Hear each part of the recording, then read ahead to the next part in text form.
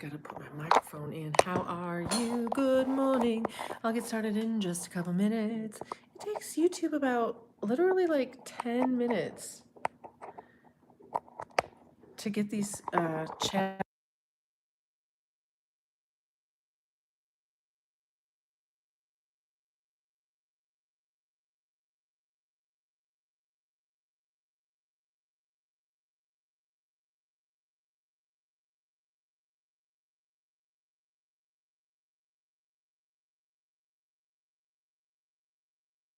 So, anyway, welcome. My name is Jenna-veev. And in just a few minutes, we're going to start YouTube trivia.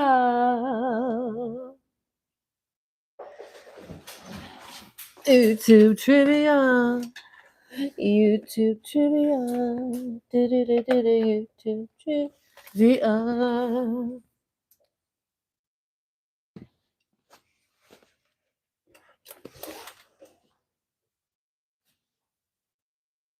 When I knew.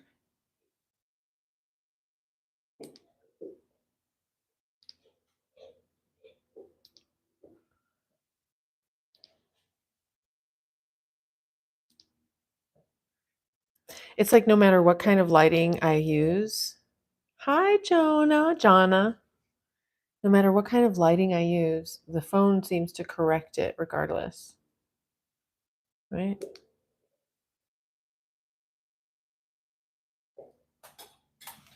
In just a few minutes, we can play a game of YouTube trivia.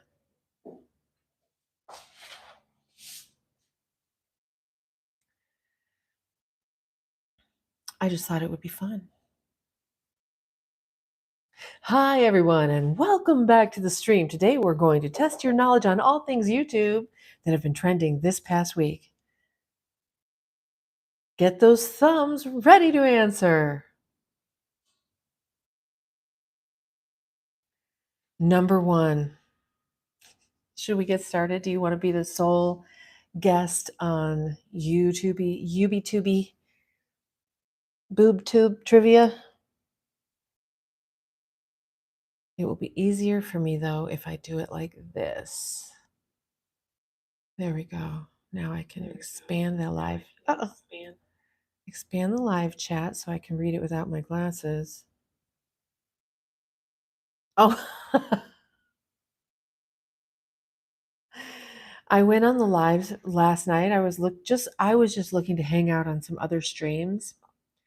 There's no really good streams out there. There was one guy from Tokyo and he was moderately interesting, but there were a lot of like Filipino ladies and Indian ladies dancing with their short shorts and stuff. Hey, I am not mad. Let's see if I can expand this over here just a little bit. Hang with me now. Hi, everybody. You want to play some YouTube trivia? Hold on, let me. Oh, come on. I'm trying to make the screen bigger. There we go. I'm getting there so that I can read your. That guy, happy birthday, that guy, do do do do. Happy birthday, that guy, do do do do. There you go. Let's see. I'm glad you're welcome, and I'm glad you enjoyed watching the playback of my singing debut. I do take requests. I don't know a lot of songs though, so I don't know what good that would do anybody. Okay. See, now I've scooched myself in a little bit more because I didn't really know that you guys could see like all the way down to my legs, because like right I can see to here, and then there's all this chat that's like it's dim, whatever. I do not know Lil Boo Thang by Paul Russell, but I would sing it if I knew it. I have not been on Broadway.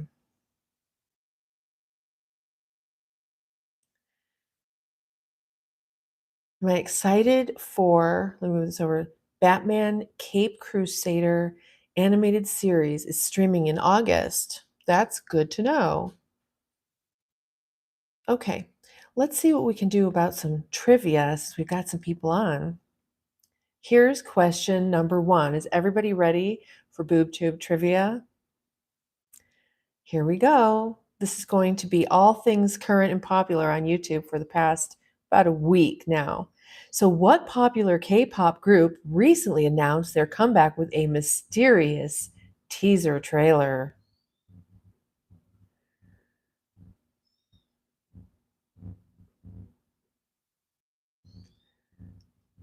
Likely a group that recently released a teaser trailer based on current trends. I can't believe, um, hold on a second.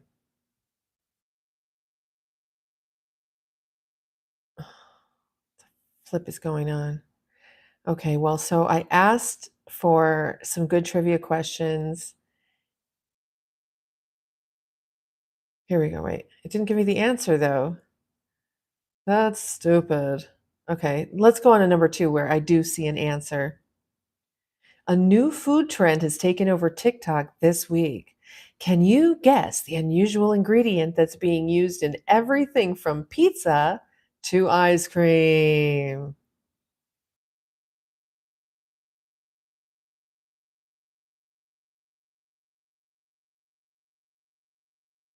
The debates? Yeah. I mean, what can you really say about it? Did it go any differently than anyone thought? Look, you guys, don't get me started. Oh my gosh. This is all orchestrated. It's all a plan. I've been telling you for the past year and a half, they are going to replace Joe. That's why they couldn't have primaries in certain states, because if there was another nominee, they wouldn't be able to roll out their movie production for us, which looks like this. They're getting everybody all like amped up, divided. Everybody's divided. And then Joe's going to drop out. Camel is going to be president for a few months. Michelle Obama and Gruesome are going to come on as the Democratic nominees. And I don't know, it's anybody's guess what happens with the election. Just remember, I don't think there's two sides. I think there's one movie production to fool us all. They have us thinking it's like sides. It's not. It's we the people, and we're all being played. That's number 1. Okay. Okay, pineapple. Is that the answer? It says here the answer is cloud bread. Does anybody know what cloud bread is? Controlled opposition. Okay, so Jonna, then what happens when they steal another election? You've got this whole entire base now behind Trump. And when they think another election is stolen, everyone will expect and believe that they will rise up, right? But these are people with children and jobs and stuff like this. So probably that's not going to happen. It didn't really happen last time, January 6th, another movie production, and that's coming out. I've known that was a movie production from the beginning. That's why she didn't call in the National Guard, because the National Guard would have foiled their plans for their movie production. So what's going to happen then is they've got a movie production that looks like MAGA terrorists rising up in the streets, and now they've got to do martial law because of the MAGA terrorists, and it's just not real. None of it is real. We the people of the world, I'm all for sovereign nations, but we the people of the world have got to take over. We have to stop this and take over. I don't know how. I do know how, but I know nobody will do it. Cloud bread. Hey, never heard of cloud bread though.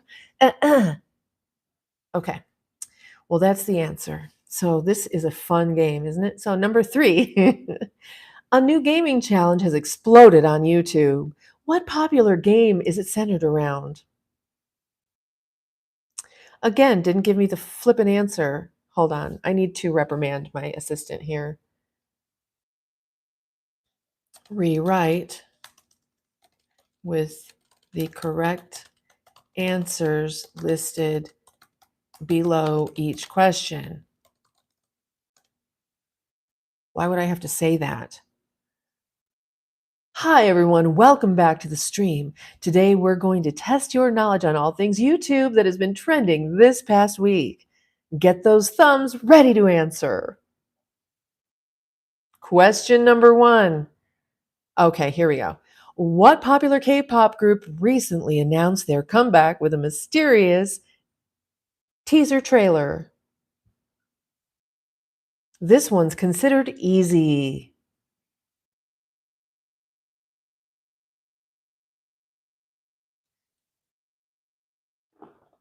Oh my gosh. Yeah. The only way is for people to stop hyper consuming. The only way is for people to stop using their dollars. We've got to barter with our own communities. That's the only way. We've got to turn back into sustainable communities, and something like that can happen very quickly for your basic needs, right? So we can pull our money out of the system because that's the only thing they've got. That's the only thing they've got is money. When their source, when their lifeblood is cut off, they have no more power. I mean, you get what happened in Iran. They had no money, so they had no power. Flip the script. Now they have money. Now they have power. And now the genie's out of the bottle and we can't put it back in.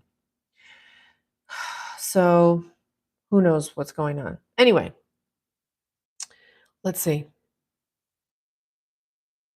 The answer to number 1, the K-pop group, is BTS. If you answered BTS, give yourself a thumbs up. You are correct. Okay, what's next? Let's see. Number 2 still came up with cloud bread. Let's move along to the next one. I can't believe it's still not giving me the answers. I'm supposed to find the answers myself?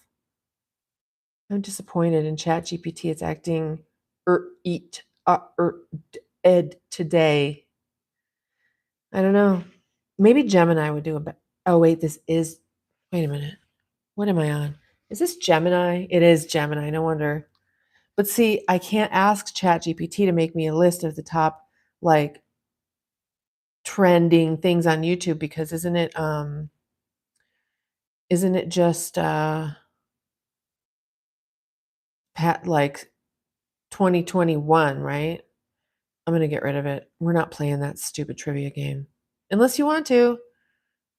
I just, you know, I'm okay with just coming on here and chatting with you guys, but it seems like I should have an agenda or a direction. You want to talk politics? We can talk politics. But if we're going to talk politics, we also have to talk history. Are there any history buffs on? Do we have anyone who's knowledgeable and can help people understand what's going on in the world based on history? Okay, Jonna, are you adept? Can you shed some light? Anti-consumerism, anti-consumerism is difficult, but I've always dreamed of my own small holding. Interesting, yeah. Um, Not into Batman. So each family can become moderately self-sustainable with food, water, meds. Oh my God, absolutely. And we were doing really well, you know. That's why you have to be able to understand not only history, but economics to understand how we got where we are today. If you believe there's political persecution going on now, look back to 2020. If you think that, well, whatever, you probably already know what I'm going to say, right?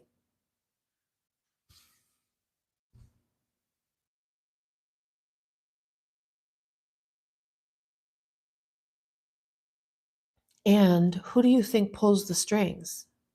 who's the puppet master? And it's not even Oz, okay? So the Wizard of Oz, that's like Biden and Bibi, all these world leaders, Soros.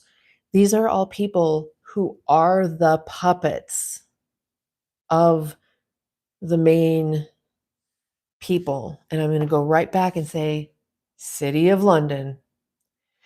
It's the 7 deadly sins, but money gives people control. But if you track, what are the 7 deadly sins? Okay, does anybody know what the first of the 7 deadly? Exactly, but the City of London is more than just the Rothschilds. Rothschilds. Darling.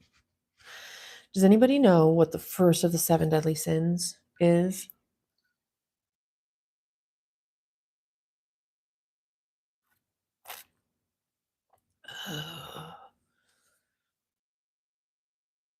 I'll give you a hint. What month is it?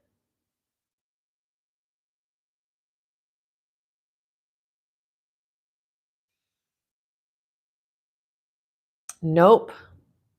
It's not greed, although that's one of them. It's not the first.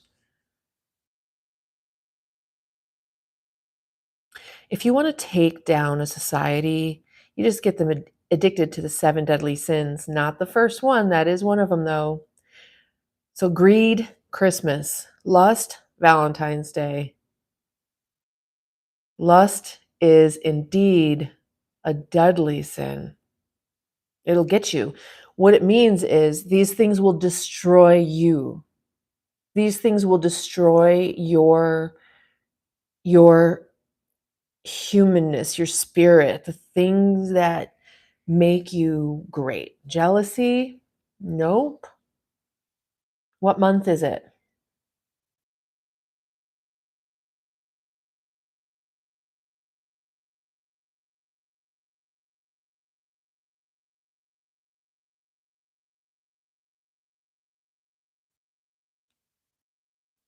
Intoxication and gambling. Those are, I think that would be considered like gluttony, like overeating, excess. I think that would be gluttony, maybe. The first one, come on, guys. I'm going to put it in the comments. I know, but what month is this month?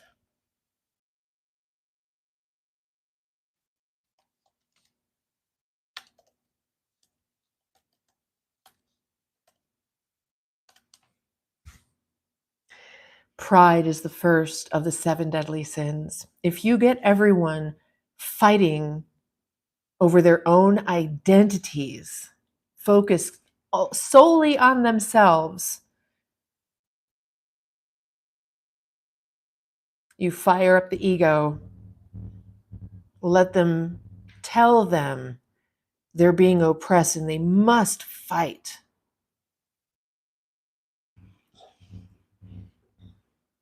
Pride. If you want to preserve your purity, work on pride. Take your ego and understand what it's good for and let it do its job. The ego is really good for understanding that you are separate from the bear that's now chasing you and you should run. That's the proper use of ego. But losing your cell phone and freaking out because you feel freaked out and triggered and threatened, that's the improper use of ego. Um, we don't really have the sense of danger that we would have if we were living in harmony with nature. And so our egos don't really have that much to do. And so we give them stuff to do. So, you go online and look at how people talk to each other. Look at what people are fighting over. So, yes, pride is the number one of the 7 deadly sins. So, start there.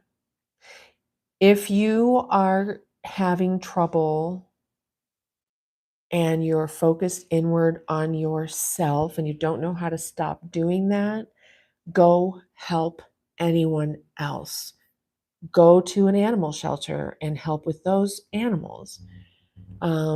Go find some elderly people to let them tell you their stories. You don't even have to talk. They will tell you their stories over and over, and that is what they naturally are driven to do. They need to do that to feel fulfilled. It's their stage of life called generativity. They need to tell you their stories and what they've learned and impart their wisdom onto you. Um, Doing things like this, go serve food at a food bank, go read to kids at a library. These are things that you do to give to others, and it takes the focus off of yourself. And then you realize all of a sudden it really doesn't even matter at all to anyone but you who you love, how you love, the whole thing. What do I think LGBT is wrong? I don't have a horse in that race, so I can't speak on whether or not I don't think about it at all until it's shoved down my throats and my children's throats. Keep it out of our schools. It's a private matter. Does anybody want to hear about my heterosexual exploits?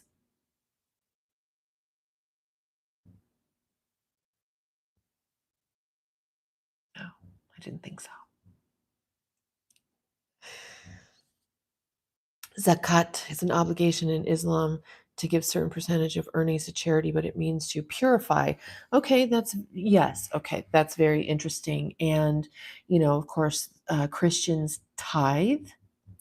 And in the Torah, the Jews were to leave the edges of their fields unharvested for the gleaners that would come around, so that anyone in the community who needed food had food, because the farmers didn't like the outside 10 feet or so. Of course, they weren't using feet in those days, but they left the edges of their fields unharvested and free so that people could come and eat. Same basic idea.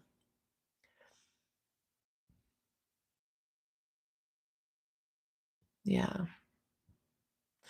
All of the religions have really beautiful aspects about them. Most of them have some pretty dark aspects about them, written in the book. And I think as intelligent human beings, hopefully we can take out all the things that would provide value for us today and leave the things that no longer really fit.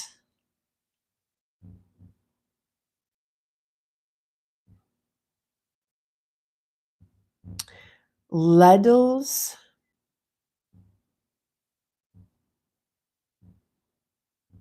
I don't know what that is.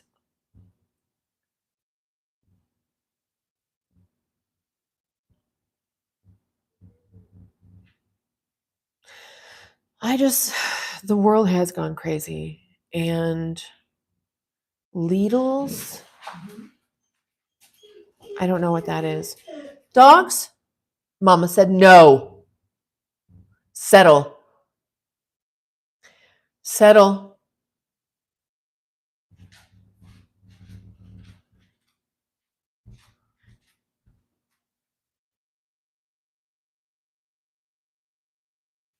I don't know what you're saying, Jonna.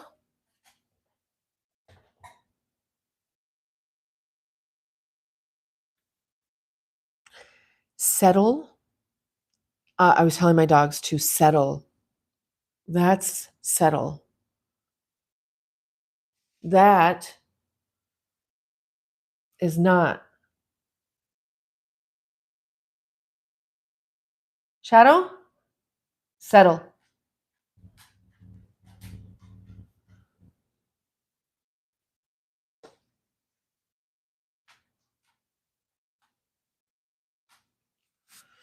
I do not know what that particular mitzvah is called, but they are called mitzvahs, And I can look that up right now. Shadow Jonna says, hello. So let's ask, I like chat. Chat's my bestie. The mikvah is the purifying bath. Mitzvah is the deed, or mitzvot would be the deeds, the good deeds that you do to make sure you're living in accordance with the Torah. Let's see. Hold on one second. Analia, one second. Let me find this out. What is the mitzvah of leaving the edges of the field for gleaners? The mitzvah you're referring to is known as pe'ah. Pe'ah? Pe'ah. I don't know how it's spelled. I don't speak Hebrew. But in Leviticus, it says, when you reap the harvest of your land, you shall not reap your fields right up to its edges, neither shall you gather the gleanings after your harvest, and you shall not strip your vineyard bare, neither shall you gather the fallen grapes of your vineyard. You shall leave them for the poor and for the sojourn. I am the Lord your God. Peah, mitzvah. Yes.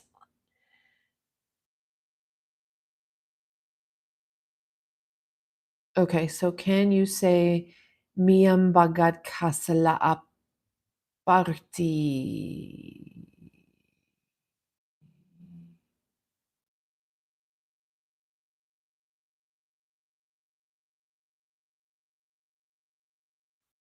I don't even know what that means.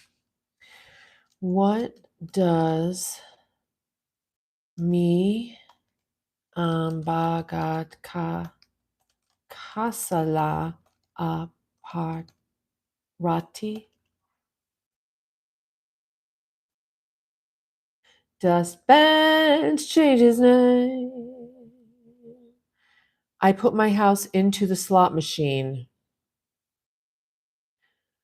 You put your house into the slot machine? Whatever does this mean?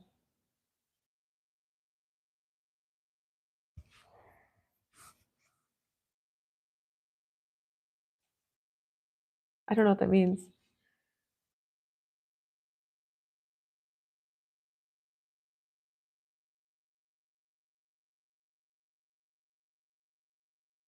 Don't put your house in the slot machine. Oh, that sucks. Yeah, so the seven deadly sins.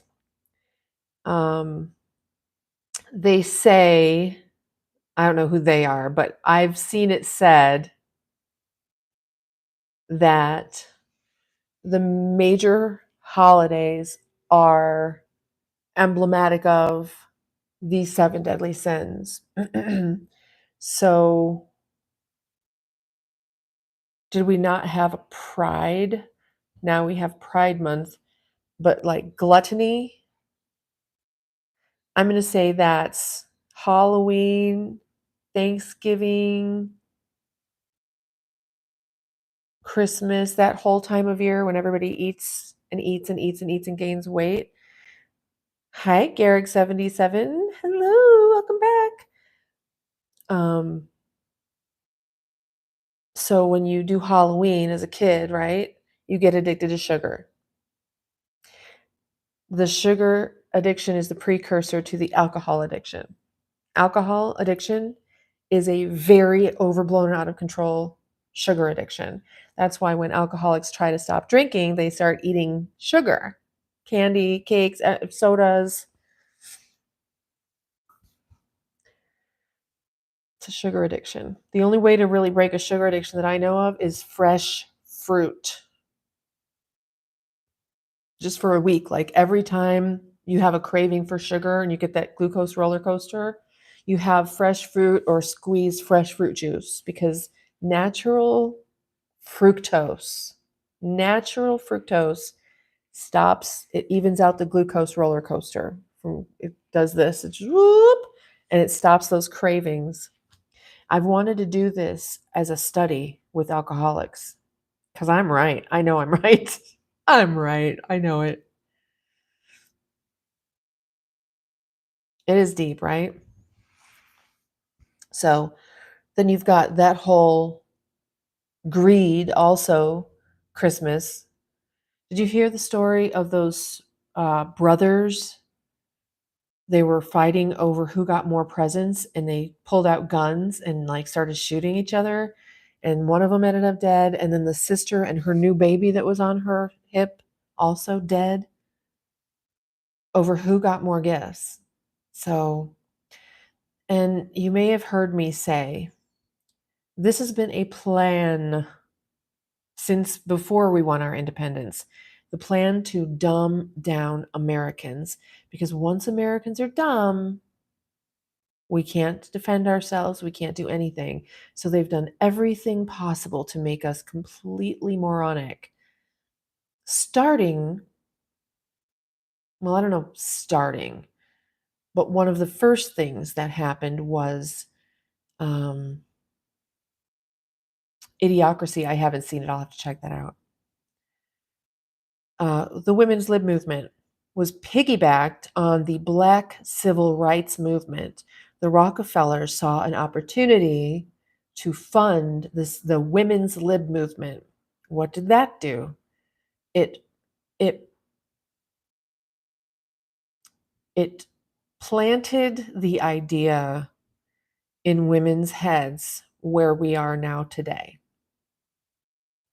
The result is where we are today. So first of all, just get women really pissed off about the fact they're being oppressed. Okay, there's definitely some oppression going on. You can call them roles, female, male, husband, wife roles, um, but not being able to open a bank account or get a credit card or do anything on your own as a woman. Okay. But the thing that really, really did us in was when I would make a beautiful trad wife. I kind of miss that bus. I grew up watching Little House on the Prairie, and that's me all day long. But see, when I was of wedding age, trad wife, first of all, wasn't a term. You were just a stay at home mom. Um, Very much not respected to just stay at home. Like, that's not a job. Well, I think people are finally realizing that traditionally, you need someone to run the home. The woman naturally wants to create that sanctuary for her family. And the man naturally wants to fund that operation. The man gets his identity from his occupation, from his identity in the world. A woman gets her identity from the home, the sanctuary, the children. That's their pride. That's proper pride.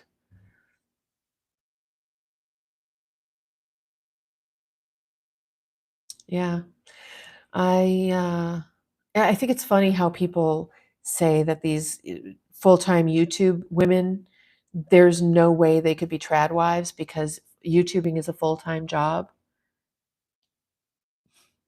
When you're a trad wife, you have a breadwinner. When you have a breadwinner, you can pay editors to put your videos together. So all you're really doing is turning the camera on yourself and making a loaf of bread. You're not then going and sitting around in front of your computers while your kids are jumping out windows and starting fires. That's not how it works when there's a breadwinner. People don't get it. Like, they really don't understand because people are stupid. I'm just going to say it. I'm sorry, but people are really fucking stupid. I'm so sorry. You guys, I started my period today. I've been so good. It finally came out. I'm sorry.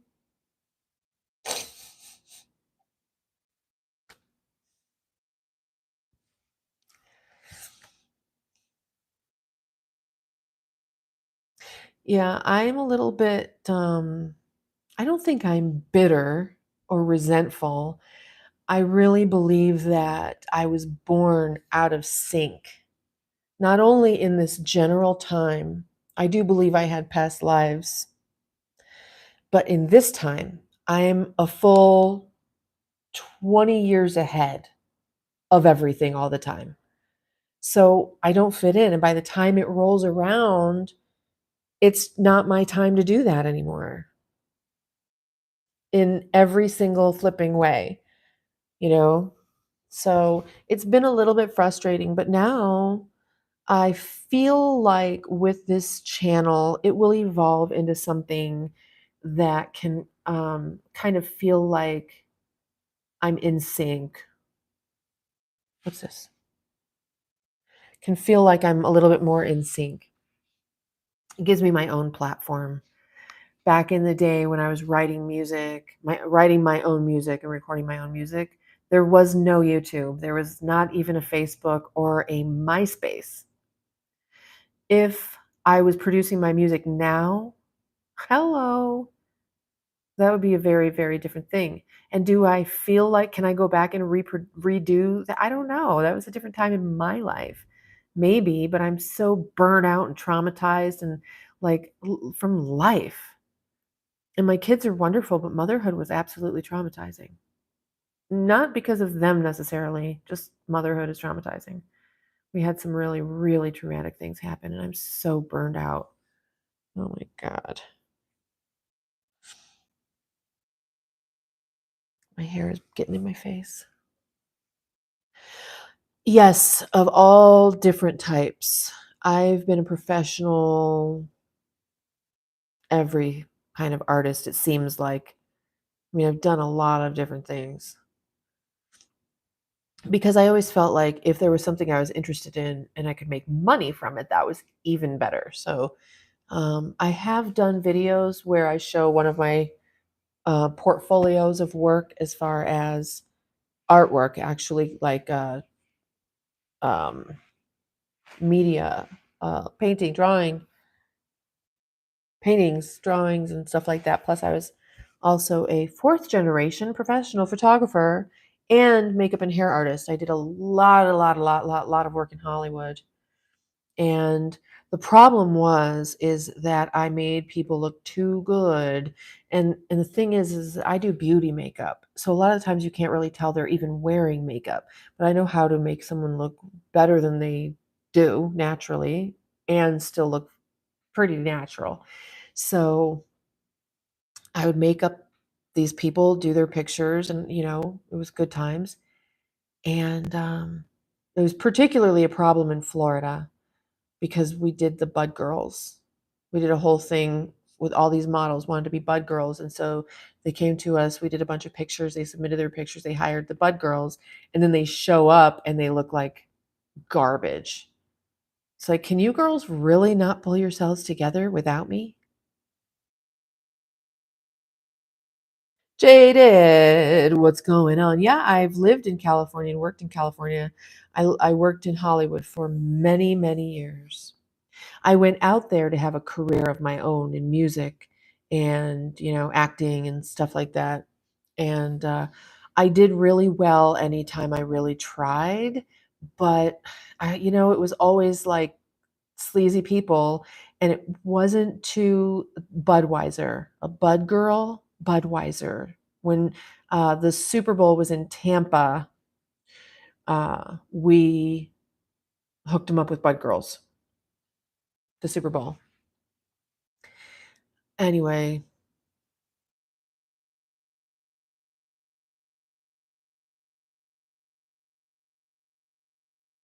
so I just didn't like Hollywood is gross, you guys I've known for a long time. And so I didn't do that. See, like I was saying, I mean, YouTube, I did have a MySpace and a Facebook, right? But YouTube wasn't really a thing until I already started having my kids. And then it's easy to get very sidetracked and overwhelmed. And I don't and never have had a breadwinner. So I don't get the luxury of creating content and then shipping it off to an editor, like a what hippie, like just thank you. I appreciate that. I think it's funny. That's the second time I've been called a hippie. I think it's because my hair is just long and straight, all one length. But um, I did very well in Hollywood. There's plenty of shows that I could tell you about that you could see me on, but I just didn't, couldn't do it. Couldn't do it. The freak offs. I guess I just didn't look like someone who would ever do something like that because I was never invited to anything like that. I would get just like to level 1 or 2 and they'd be like, "Yeah, no, she is not down." Yeah, I'm not down. I'm not down. I was on Law& and Order.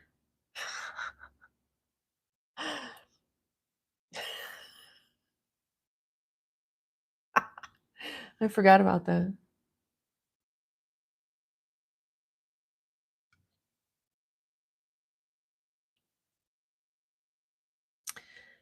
I should make a reel, but when I you wouldn't I don't think you would recognize. Although maybe I had dark hair back then. When I was younger, my natural hair color was brunette. I've still got little bits of it around here somewhere. You can tell, like, this is all darker underneath, kind of, a little bit.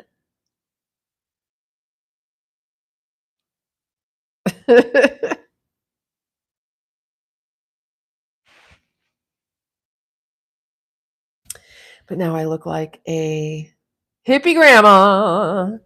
My hair's flying around. Okay, here I'm going to share something with you guys because my hair's flying all over the place. It just reminded me. Um, does anybody want to keep more hair in their head? So I don't have particularly thin hair, but when you have kids as a woman, after maybe 3 or 4 months, all the hair that didn't fall out of your head, because when you're pregnant, you don't lose hair, and your hair gets really thick and amazing. Well, about month 3 or 4, all the hair that didn't fall out falls out. It goes voomp. And so I didn't want that to happen. And I learned about this stuff. Well, first of all, Rogaine is a thing that'll help keep your hair in your head, but also a product called NiGHTiNGaLe. NiGHTiNGaLe is a hair treatment system, and that's what I use on my hair intermittently. So it's pretty expensive. So I only buy it when I see it in like TJ Maxx, right? So I started using it about maybe 2, 3 months ago. Here's what happens when you start using this stuff. See, I've got all these little tiny short hairs now that are like all this new, like little chicken feathers coming out of my head. All this new growth right here. There's a whole bunch of them like right here that I found the other day. They're like this long, like about like this long from this to this. And it's amazing, this stuff. So, once it starts growing out and gets down to here, and my hair will just be much thicker. I don't really need thicker hair, but it's kind of nice. And they have conditioner and hair mask. It's so dry where I live here in Nevada.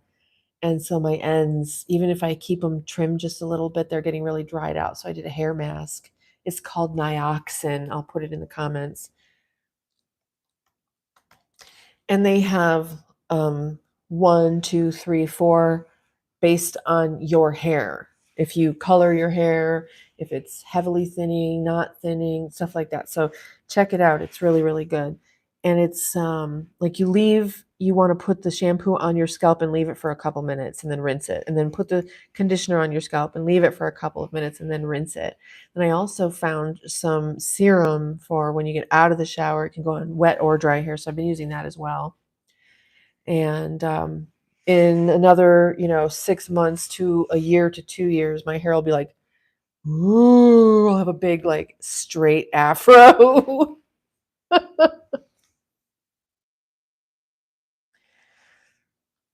What's today? It is Sunday. I have a ride today. I'm driving up to the mountains. Oh, I've got to pick up people in the mountains. I'm driving 5 people today. It does. It really works. It's truly amazing. And I've used it intermittently so much that I know for sure when you use it you have to give it a couple months for those little hairs to grow in, though, because hair only grows like what, a quarter to a half inch a month. So you got to give it a couple months before you're going to see that hair. But just know that it's working, because I've gone without it. And then when I started using it, same thing always happens. I get that little rooster chicken thing of little chicken feathers standing up on my head. Mm.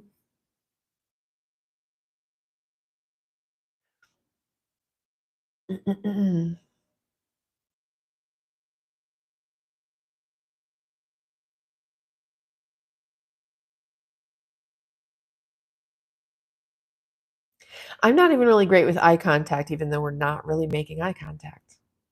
I'm still like,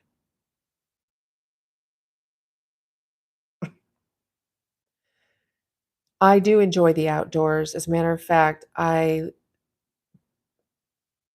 I want to live outdoors. Right now I live in a city. I live in these luxury apartments, and there's nowhere for me to go, just unless I just go somewhere, right? If I go up to the mountains or whatever, where I can just sit and be in nature. And that drives me really insane. I am the type that, like I said, I grew up watching Little House on the Prairie, although I probably would want my little cabin to be in the woods.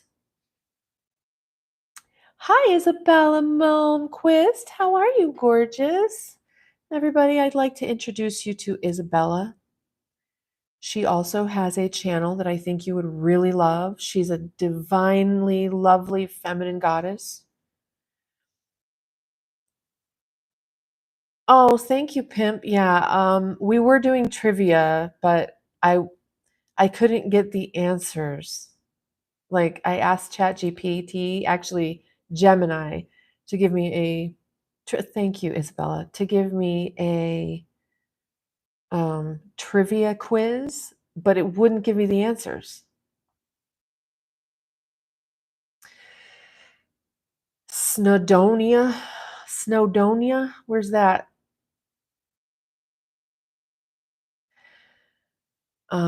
I can't say I'm a huge fan of winter, but it is magical when you live in a magical place. Um, and I don't right now.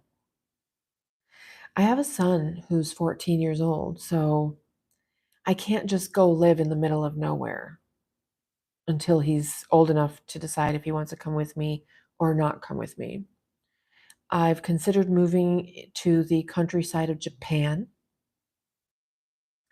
going and living with a bunch of elderly Japanese people out in the middle of nowhere. That would be something I would do. Um, uh, because I just don't have anywhere right here to go in nature, unless, I mean, there are hills and stuff like that, but I live in an area, I live in Nevada. Even though I'm in a highland area where there are neighborhoods that have trees and wetland areas, mostly those are in neighborhoods that I don't live in. Mostly it's not like big park areas where it's green and lush and wonderful, and I really miss that. I like to be in the mountains amongst the trees, and I like to be at a very tall, higher elevation. I really like to be above 6,500 feet, because then you get Louisiana. Then, wow, Snowdon. Okay, Snowdonia in the UK. Interesting. Yeah, I do like being up at a higher elevation, but when you're at higher elevations, you get winter, but you have very few bugs. And even if you have snow, it's sunny the next day. And you can sit out in the sun just like this in a tank top. So I'm torn, you know. Um, when you have kids, you do have to take into consideration what they want. I've moved around so much that my son would hate me if I moved again because he has some friends here finally. I'm a homeschool mom and I'm on the autistic spectrum. I don't prioritize friendships. I just don't. I know friendships are really important, but I don't prioritize them. Um,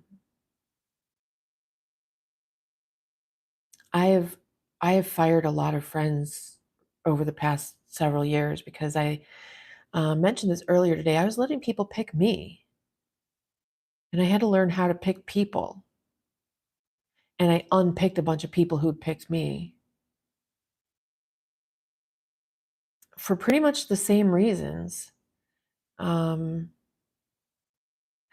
People who insist that you believe their version of you instead of your version of you. You know who you are, but when they insist that you are different than that, that's gaslighting, y'all. And I just let that shit go. Or if, like, one person, I know that, oh no, honey, it's fine. Oh, by all means. I'm just I'm just chatting. No, I'm glad you have your kiddos with you. Um anyway, yeah, I'm just like rambling. I did want to do a trivia, but whatever. I'll have one ready for next time because I think that could be fun, right? Right. There's actually some of my YouTube girls, like you, Isabella, that I thought it would be fun to do a live together, maybe a little bit in the future. Um, but we were just chatting. I don't even on oh, right. So I was talking about how I don't have anywhere in nature to go. So Isabella does these most beautiful videos where she's just out walking in nature. She lives on an island somewhere with windmills, and it's just absolutely beautiful. And I watch your videos because I don't have anywhere to do that. Well, and because you're gorgeous and lovely as a human being, but um, I don't have anywhere to just go and lay down on the earth, you know. And Lady Phoenix, Sherry, she's been not feeling well for the past couple of weeks. She burned herself out. And I keep telling her to go ground, go put your bare feet or your body on the earth. And I know she hasn't done it. I wish that she would. Because then I see in her comments, she's like, does anybody have any advice? It's like, girl, yes, please, please just go stand or sit and put your bare feet on the bare earth for 5 minutes, even 20 is better, even.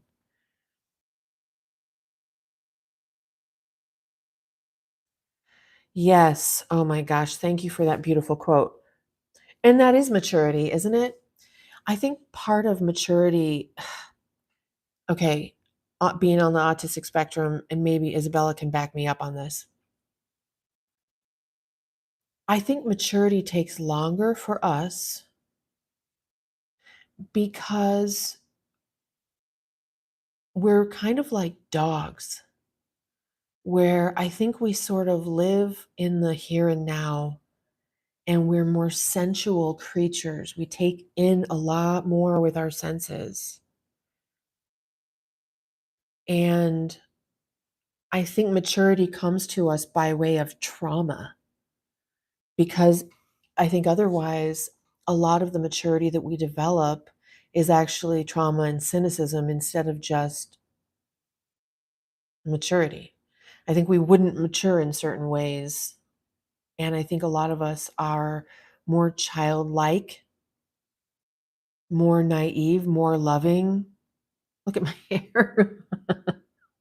Hold on, I got to put my hair down. This is bug. I've been seeing it for a while. Yes. Oh my gosh. Oh, hold on. Hold on. I was going to put chapstick on my hair, but I think I'll do rose oil.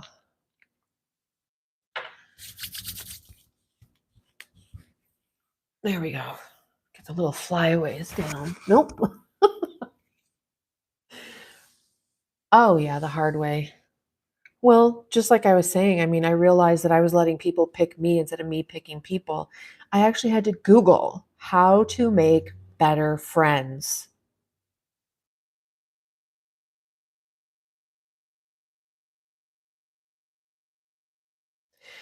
Exactly. Exactly. Yeah. Things make sense now. Yeah. Totally, totally. And I'm at the point where I just don't even know. I'm sure at some point I probably will end up in some other relationship, but it's going to have to be one that's very, very different than the ones I've already been in. I talked about it, I think, last night or yesterday about limerence, love addiction, and I just don't think that I was trained how to do proper relationships because I do like the kind you see in Hollywood, right? I mean, isn't that what we're supposed to do? No, not what we're supposed to do. GK, how are ya? How are you? Thanks for dropping in. Yeah, everybody, Isabella's on with us. She's also got a really great channel and some really fun videos. I know you were playing around with going live, Isabella. How did that work out for you? You'll find that different times of day, you'll get different audiences. So, this time of day, a lot of the times, I also get South African and Asian kids and also European men.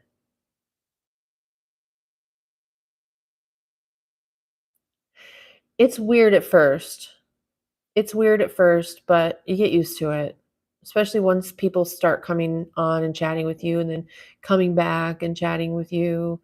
Um, I don't necessarily talk about autism necessarily. That's also why I changed my channel from Tales from the Spectrum to just my name because I really am just branching out and covering like whatever special interests or just coming on here and chatting.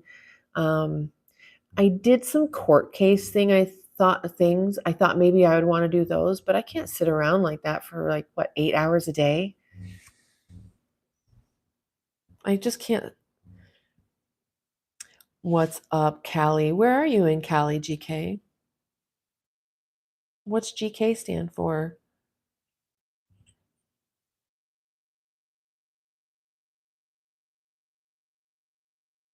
Well, keep trying, and like I said, you guys, Isabella has a nice channel that she's growing, and you all seem like really nice people. I mean, I've only got a couple people on, so ouch. I think I just broke my wrist. I'm not kidding. When you're old, I'm not really that old, but when you're older, you do things like that. You're in LA. I literally just did something. I snapped something in my wrist. Hi, that one kid. Exactly. Exactly. It's not really my thing either. I think maybe being later diagnosed, it's like just not part of my identity. I was already a fully formed, functioning, not really well, human adult mother by the time I learned I was on the spectrum. So, yeah, I just prefer just to chat with you guys and delve in, like, use this channel to develop my special interests, sharing my special interests. You want to understand everything like about autism. I personally find it, for me, not all that helpful all the time. I mean, it is and it isn't because I'll watch a video and I'll be like, that's autistic too. Like I do that. That's part of autism too. Like where does my own unique identity even begin? And also looking back at a lot of the things that were caused because I didn't know I was on the spectrum. It's just all too much for me at this point. I was watching a lot of videos and just getting triggered by the content. And because it was just like, you know, I'm just like, who am I? What have I done with my life? It all would have been so much more helpful back in the day.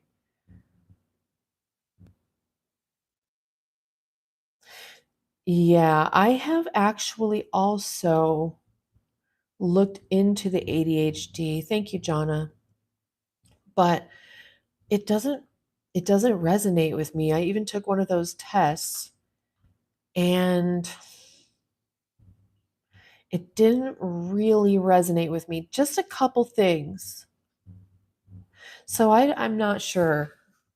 But when I learned I was autistic, I was like, oh my God, I've been driving around Chicago with a map of New York.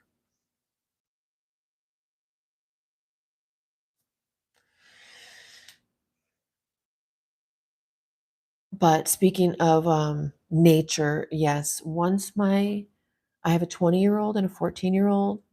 Once my 14-year-old is grown up a bit more, then I will go and live in the middle of nowhere. I'm sure of it. I'm sure with my animals. I'll probably have way too many animals. We live in a state that has wild horses, so I'll probably try to get horses to adopt me because they're rounding them up and moving them out to make room for the livestock. The ranchers, they just use the state land for free for their cattle, but the horses are in the way. Um, I don't blame you. A diagnosis, I mean, it's not like an Easter egg hunt. It can be hard. It can be hard to learn about that and then look back on the things in your life that could have gone different or that you didn't understand. Um, it's a challenge. It is a challenge. I feel that the people who are getting diagnosed like in their teens and 20s are so lucky because the world is now coming around and offering accommodations.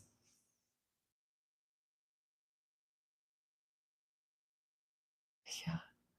Yep. I want some wild horses.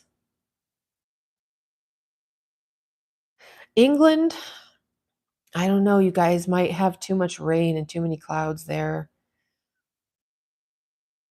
Exmoor, you have wild horses in Exmoor. See, I'm really sensitive if I don't get enough sunshine.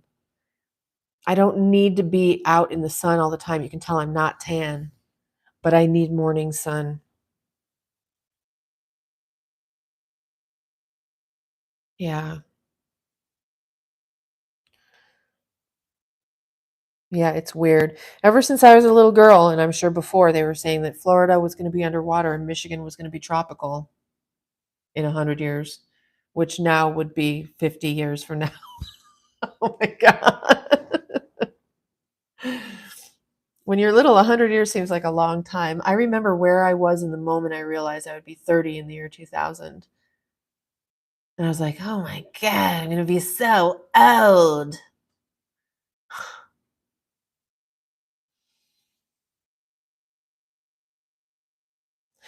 I think if I could pick any age, I think at first it was 27. I felt like 27 was my age. But now I think it was more like 45. If I had the information I have now when I was 45, because I hadn't been diagnosed with anything, if I could know what I knew at 45 when I was growing up, that would have been really good. And then I think 45 was like probably my favorite.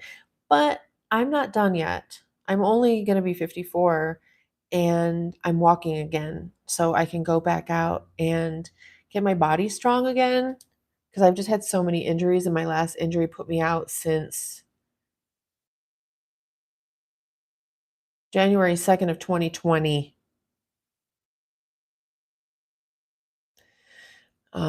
So when I go back and I start walking again, I feel fantastic. And so um, that I don't think I'm done being young. I've never like been able to run or anything like that. I just don't have that kind of body. Okay, so that's a really good question because I had my first injury when I was about 8 and they didn't x-ray me or anything, and then my next injury at 19. So it's really hard to say exactly when it happened, but I was a very flexible, hypermobile dancer and gymnast. When you are a flexible dancer or gymnast, they exploit that high oxytocin. Yeah, walking in nature even better, right? I don't really have nature to walk in. Although we have beautiful landscaping out there, thank goodness, because I'm in a gated area. I don't want to walk out in public. And so in this community, we have a lot of beautiful landscaping. But so being very, very flexible can make your vertebrae slip. So if you know the spinal column, you have your sacrum is at the very bottom with your tailbone, and then you've got a vertebrae. Ouch! I'm having wrist problems today. Um, and then you've got your L5, S1, and they should be like this with a disc in between and lined up so they can bend and flex. And I used to be able to arch my back perfectly straight like this, where you could set a champagne glass on my arched back as I was standing up basically straight. Well, that's not good. And when you do that too much, and I think what happened in one or more of those injuries is my disc ruptured. Well, now there is no disc. So by the time I got my first x-ray, I was like 24, and it was like this. So that's called a grade 2. High axolotl. When your spinal column or vertebrae is halfway forward, it's a 2, a grade 2 spondylolisthesis. So I lived like that for a very long time. And yikes, if I kept myself active and kept my core strong, I was good to go. But I've had so many injuries, and then I've had to stop walking or hiking or whatever. And then I go up and down in weight just a little bit. But when I'm up in weight, I'm also not working out. And then there's more pressure and more pain and more inflammation. So then I start walking again, get my physical body back together.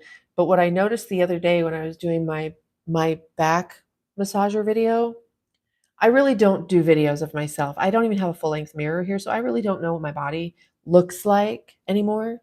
Well, my quads are gone. My hammies are gone. But no, mostly I noticed that my quads are gone. So I need to get back. Back problems are horrible, but I'm going to tell you guys what I've done to help myself. Um, but I need to rebuild my quads, which means I need to go into the gym and start doing some squats and some quad work and basic leg. But when you don't walk for 4 years, you shrink. And before that, I didn't walk for 8 years. It's amazing that I've managed to hold myself together as well as possible. So for back problems, you guys, you've seen those inversion tables. Most people think you're going to get on the inversion table, go all the way upside down. No, you want an inversion table and you want to go upside down just about like this. Now you can go upside down, it feels amazing, but when you have a bad back, you want to just decompress just enough to stretch you out, to decompress, take the pressure off. I used to have horrible neuropathy in my toes and in my legs and in my butt, the sciatica. Um, Someday I'll show you some photos. Um, you just want to decompress a little bit. So this really helped me. I don't have tingly toes and legs or anything like that anymore. I don't have that pinched feeling in my back or anything like that. Also, sleeping on the floor or just laying on the floor for 20 minutes or a half an hour a day, if you can do that. because it's going to push on pressure points that's going to help relieve, plus the gravity. Once your muscles relax and your skeleton starts to relax into the floor, it'll start to align and get back to where it's supposed to be. Sleeping in the bed constantly is not really good for you at all. Um, Plus ice and heat, that helps a lot. An anti-inflammatory diet, gluten-free, lactose-free, sugar-free, alcohol-free, or just really limiting that stuff. Lots of electrolyte rich water. All of those things are really, really going to help their back problems. I don't take pharma pain meds. I just try my best to deal with it myself. And I think whoever was on and saw my massager yesterday, I've been using that thing and just drilling out these knots in my back. And it's helping. But now I need to start doing yoga again. Maybe I'll start doing yoga in some of my live streams. I was doing that on my other channel, I'm a Dog Too. I have one of my yoga sessions when I was living out in the middle of nowhere, but I couldn't do a live stream out in the middle of nowhere, so I just posted it like a regular video. But you can see that on I'm a Dog Too. I'll put it right here because this is my channel. That right there where you see I'm a Dog Too, that's me. And I do live streams in the morning when I'm just having my coffee. I have a couple cups of coffee with my dogs and live stream. And then when those cups of coffee are gone, I feed my dogs, walk them, kind of get ready, plan this live stream or not, Jaman. What's up, J-Man? Hello, Sweden. Am I vegan? I was vegan and it was good, I guess. But when I was pregnant with my first son in 2004, I started craving tuna fish sandwiches. And I honored my body and started eating tuna fish sandwich. And they say you're not really supposed to eat fish when you're pregnant. Okay.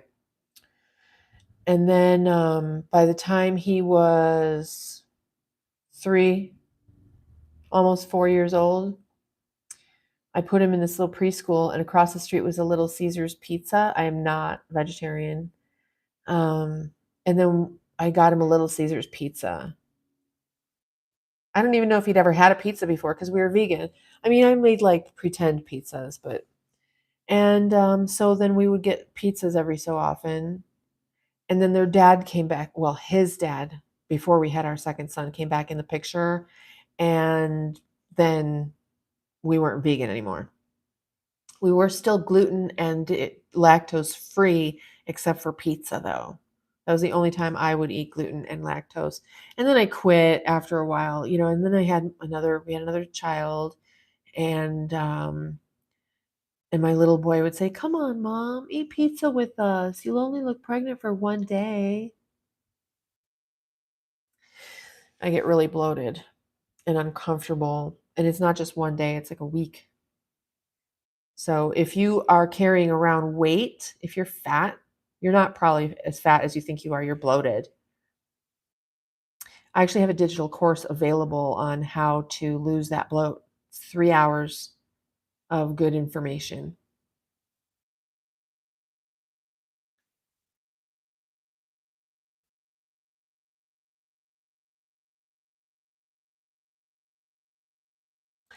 So, yeah, you can lose weight when you're vegetarian, but you can also still be eating gluten. And so if someone's gluten intolerant, they're not going to lose any weight. And they're going to wonder why. I don't think vegan and vegetarian diets are necessarily to lose weight. There's vegan bodybuilders, right? But if you want to lose inflammation, I mean, meat isn't really very inflammatory for most people. If your blood type is A, you should not be eating meat and you probably don't want to. If your blood type is A, you're naturally vegetarian. You just don't even like it. And people with O blood type, they need meat. They need red meat to feel good. Okay, Jonna, no problem. I'm going to help you out so much right now. I wrote the first gluten-free guidebook back on the market in 2004. It's still on Amazon for Kindle for $2.99. It's called the Southern California Secret Diet Club. It's when I was still going by Jennifer Jones.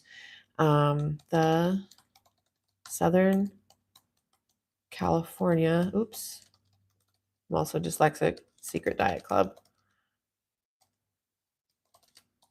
by Jennifer Jones on Amazon. Okay, that's my book. Don't buy it. It's only $2.99. Buy it if you want to. It's all about anti-inflammatory. It's a self-published book. I kept updating it so some parts repeat, but it's only 70 pages, so it's really easy to read.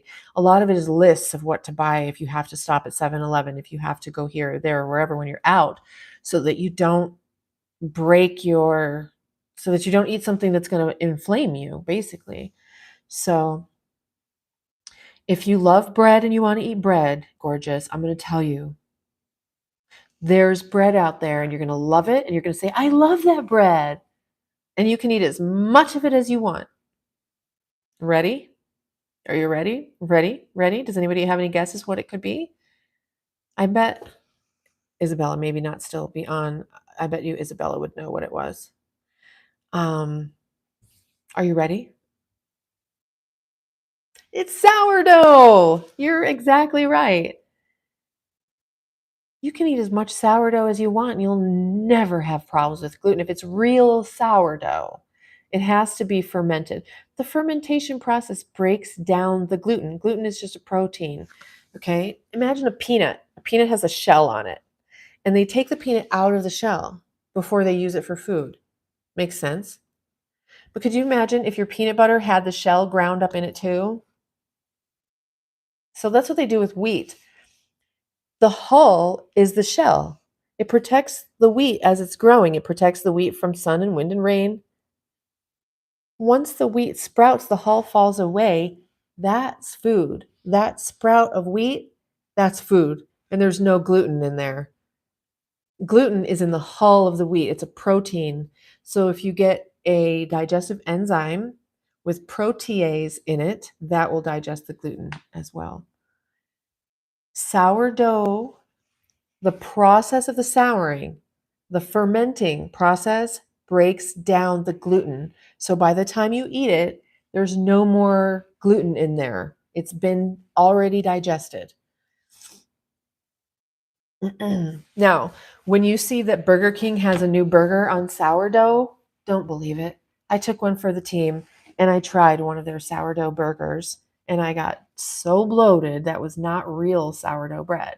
It needs to be real sourdough. So, like San Francisco sourdough bread, or even if you are smart enough to make your own, which I'm not, I'd like to, but that's on my bucket list. It's probably a silly thing to be on a bucket list, but it is. It's when I live off the land. That's when I'll make my sourdough bread. When I have a wild horse. And I want a raven, just so you know. I also want a raven, but I think they'll come find me. I think that I would never go out and like capture an animal. I might lure it with love and affection and food. You do need a starter. Ooh, sourdough pizza. Okay, so here's the thing. If you can take sourdough pizza crust and replace the cheese with that manchego goat cheese or any kind of cheese, like do a white cheese with goat and sheep cheese, no cow, then you're going to have a lactose gluten-free pizza. Oh my God. Hello. If I had a lactose gluten-free pizza, I would eat pizza every day of my life. I love pizza so much. And my son, my 14-year-old, he eats about 3 pizzas a week. You know, I go outside and I'm like, oh, I'm sorry. I'm sorry. I didn't know you were laying behind me, baby. I hold my hands up. I'm like, come on, birds, birds, bird, bird, bird, bird, bird, bird, bird. And goat cheese is good. So is sheep cheese. Sheep cheese doesn't have a goat flavor. Sheep cheese tastes just like cow. So if you don't like the goaty flavor, which I don't, only in chèvre. Sorry. Sorry.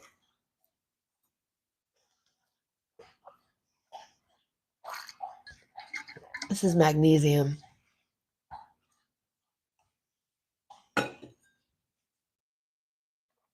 Right. See, some people don't like the flavor. So try sheep cheese. There's Manchego. There's Basque from Trader Joe's.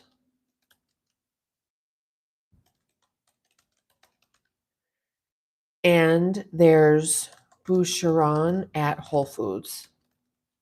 These are all sheep. Manchego is just white cheese, cheesy tasting. It's really good for everything. Basque is two, and Boucheron, both of them are two different, one like a soft outer and a little bit of a firmer inside. Is the Basque like that also?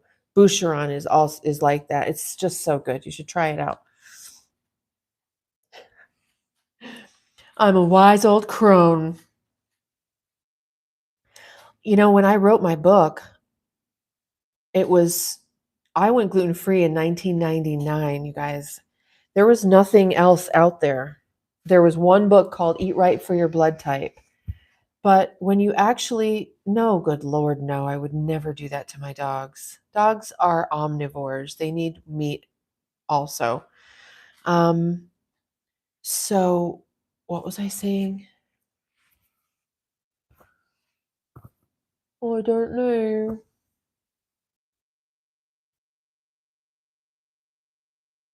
When I first went gluten free, that's what it was. I don't I don't really cook or bake. I don't really know that much about that stuff. I mean, I have. Trust me, I've had actually a lot of training, but that's when I was in the kitchen with someone who's really an expert. Doing it on my own is a whole other thing. I did figure I got over that though. I can do it now, but back in the day. So I didn't know anything about this stuff. So I can't eat gluten. So I need to go. I went to a bakery and I saw a bran muffin. So I'm like, okay, that's made of bran. I would go and get like Asian food and feel like I needed to crawl under the table and take a nap. Well, it's because soy sauce has gluten in it. Dairy was much easier, but gluten was much harder. So I wrote my book and I had clients that for the month after we did our little work together, they could call me up or text me if they're going out to a restaurant, if they're in the grocery store, if they're at fast food, no matter what, and ask me for help. What do I do? And I would either like look online and pull up the menu or talk to the waiter or whatever, coach them through, like take a picture, send it to me, put me on video, and I would help walk people. I would go into their kitchens and do what I call pantry boot camp 101. Look at what they eat, pull out everything that's made of gluten or lactose, and replace it with stuff that isn't. But for them, that would be a whole process. So we go to the store together and replace all those items. So look, I took your spaghetti away, but now you have spaghetti and you will not know the difference in flavor. Actually, you'll probably like it better. A lot like my son prefers the glutino pretzels. If you guys have never tried gluten-free pretzels, go to like Walmart, for example. They have a gluten-free section and they've got these huge bags of glutino pretzels. It's white with blue stripes pretzels. They are the best pretzels.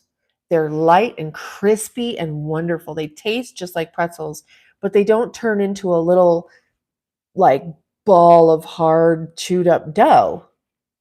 Gluten has the word glue in it because it makes things stick together while you're baking them.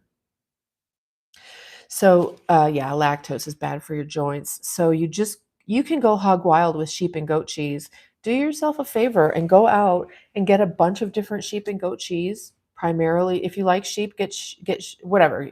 If you like goat, and yeah, Wetzel's, nope. No, I realize that.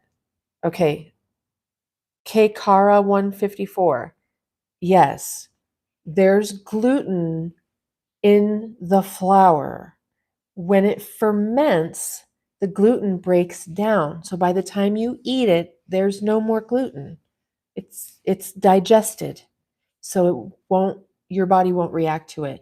Test it out and see if you react to it. Get a loaf of sourdough bread and try it out and see what happens.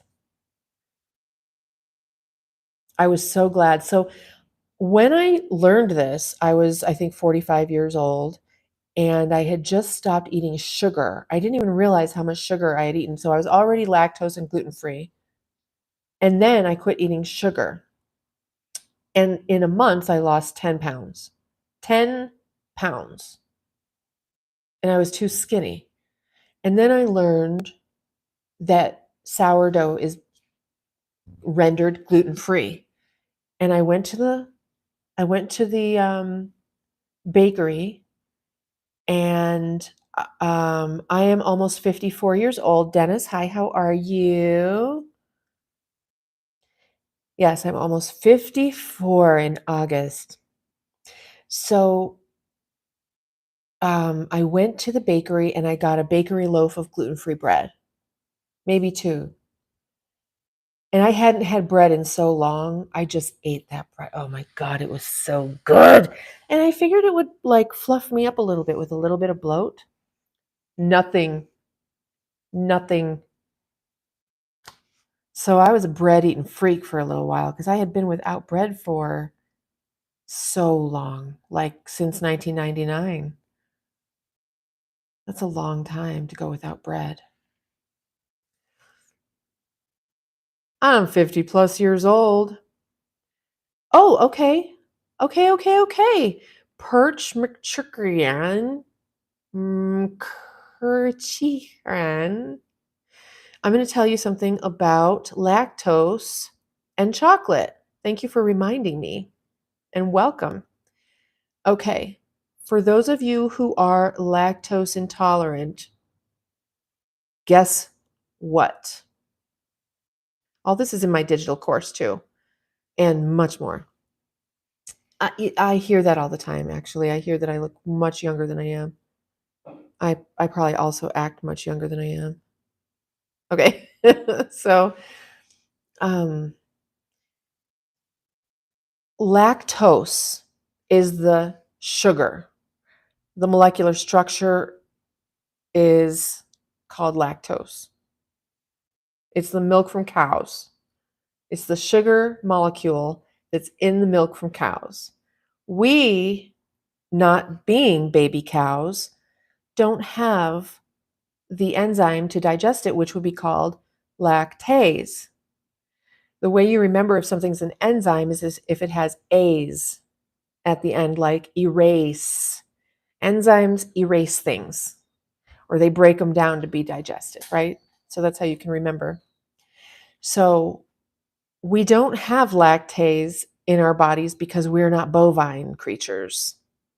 But we do, the molecular structure of the sugar in human breast milk is called galactose. And it's the same sugar that's in sheep and goat milk, galactose. So, yes, you can eat sheep and goat milk. But if you find that you just want to eat that pizza with everybody else, but you don't want to have a big bloated tummy and you get like all congested and like gurgly and phlegmy and all that stuff, that's dairy. If it happens right away as you're eating it, that's dairy. If it happens maybe 15, 20 minutes later, and then you start to bloat, that's gluten. Takes a little bit longer for that inflammatory process to happen. And I can explain that to you if you're interested in why that happens, why we bloat. But let's get back to lactose. If you're lactose intolerant, we don't have in our bodies the enzyme that digests lactose. But we do make the enzyme that digests cocoa when we eat chocolate. And the cocoa enzyme digests lactose. That's why a lot of parents, when I'm working with them, they would tell me, oh, well, my kid only likes chocolate milk. Right. That's because that chocolate is breaking down the lactose that gives them a stomach ache. So they naturally, their body knows that one doesn't hurt. That one does. Plain milk hurts. Chocolate milk doesn't hurt. It's just that simple. And you don't even have to be aware of that process happening. Your body is going to tell you. So if you want to eat some regular dairy, have a little bit of chocolate. And they say that actually a smaller amount works better. If you eat a bunch of chocolate, I guess then the enzymes are being used more to digest the chocolate than the lactose. But if you have a small amount, it releases all this enzyme and then it encounters the lactose and digests it. Coconut almond, ooh, those are good. That's dark chocolate. There's no, as a matter of fact, that's in my book as one of the things you can eat that's lactose and gluten free. Those are so good. Wait, coconut almond joy bar. Almond joy, almond joy, coconut. Is that the dark? Oh, I'm thinking Mounds. Almond joy is milk chocolate, but since you have the chocolate in there, the milk doesn't matter. See where I'm going with this? So let's say I'm at a restaurant and I'm ordering something that has gorgonzola cheese in it. For example, a what is it, like a gorgonzola stuffed filet mignon? Is that a thing? It sounds like it. I do have a book. It's up here. It's called the Southern California Secret Diet Club. I can put it in there again. It's a labor of love, a self-published book, lots of repetitive stuff because I've updated it so many times. So it's called the Southern California. No, I'm not. Secret Diet Club. Okay. That's on Amazon for Kindle. So you can download it for $2.99 right to your device here. It's under the name Jennifer Jones. That's my other name. I don't use that name anymore though.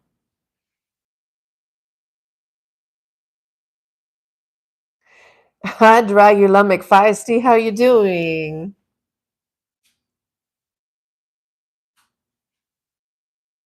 Yes, healthy living did me justice. Oh, I already did that today. I did chew and swallow some food. Thank you for asking. Where are you guys coming from? Did you all just get off work or something? Hi, Logan. Yeah, I'm well. Thank you so much, everybody, for being here. Logan, hi. Are you going to keep doing that? Because I'll just, you know, I don't want to have to boot you. Oh, dietitian. Sorry, I thought that said dictation.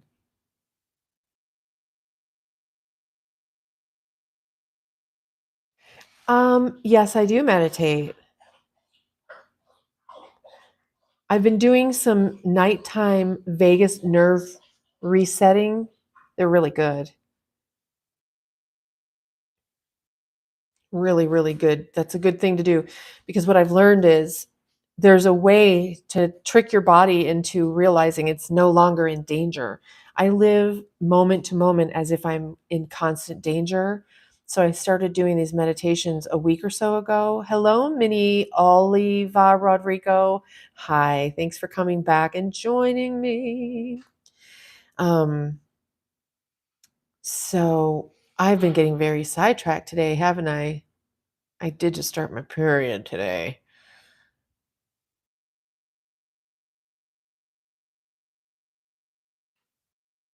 Yes, the frequencies. The only concern I have about listening to the frequencies on YouTube is how do I know that's the frequency? How do I know it's not a pretend frequency that's really going to make me go, you know, shoot the grocery store up or something? Hi, EV Tech Power. I'm your favorite. Thank you so much. Do you want to have another favorite? Find Isabella here in the chat. She's also going to be your favorite. I enjoy you too, honey. Thank you. I know Minnie's not your real name, though, is it? Aren't you really like Devin or something? Singing bowls. I have a singing bowl, but I actually have two singing bowls.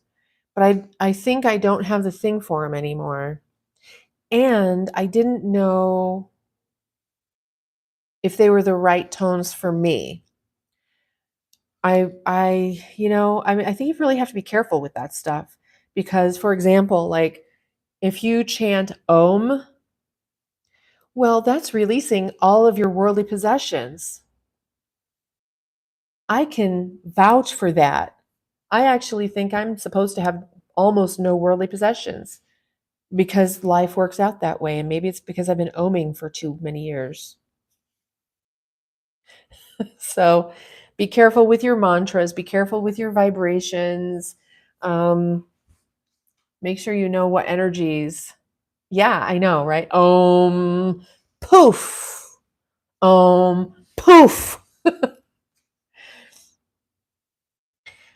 Okay, so levitation. Um, I think I actually felt at one point in my spiritual practice that I was getting really close to levitating.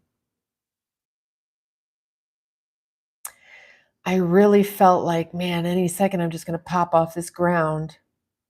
I was very, very deep into I talked about this a little bit earlier, into a personal sexual alchemy practice and super, super, super deep into gnosis and qigong and meditation. It's the most deep I've been for the longest period of time in my life. And I actually attracted a demon. And I felt like weird thinking that maybe he was a demon, but then I had um, validation a couple of years later. I ran into him in a place where there's just no way I should have run into him unless he's a fucking demon. And that's when I started realizing that I have to be more careful. I can't just let people choose me. Like I went out, I rarely go out, you guys. I'm a single woman and I don't go out to bars. I don't drink. I don't want to meet people out at bars. You know, men my own age at this point are like old creepers. I don't know. They've got tons of skeletons in their closet, you know, and men that are younger than me are like toddlers. Even a guy who's like 45 or 50 years old, well, not 50, but 45, he looks like a toddler. Damon? No, a demon. He was so offended by this spirituality, my meditation. When I would lay down and go to sleep at night, I wanted to go to sleep in a meditative state. Oh, that pissed him off. Um, yes, yes. You have to protect your energy and grounding. I think grounding, what do you think? Isabella, I mean, she's out there grounding all the time. I think grounding is the fundamental best way to keep your energy really well and highly tuned. Um, and then, of course, the hydration, the food, and everything after that. But I think if you can start your day with grounding, or if you can have like a grounding mat, like I have grounding mats, um, that's a really, really good way to stay well energetically. So anyway, yeah, back to it. Just eat some chocolate if you want to eat your dairy. I'm a research nerd. Well, not only, okay, so grounding as in putting your bare feet or body on the earth, connecting with the earth. We are supposed to be plugged in to be recharged. People don't know that. We are the technology. You are the technology. You're the quantum computer. You just have to plug in. And in order to do that, you have to put yourself on the earth. Yes, I was chosen by a demon. Yes, I have. Which one? The grounding one? Yes, you got to ground. Thank you. I'm glad you liked that. My nose is running. I'm sorry. I'm sorry. I'm sorry. So, um, I don't go out. So one day I was feeling like I wanted to go out and have maybe a white wine spritzer. Sorry. Hold on. Let me keep up. I need to refresh this page. I'm a little bit behind over on my monitor. Yes.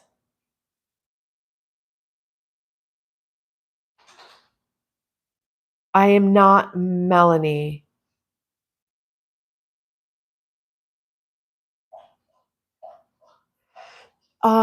So to do these things in your daily life, you don't have to do them like every single day.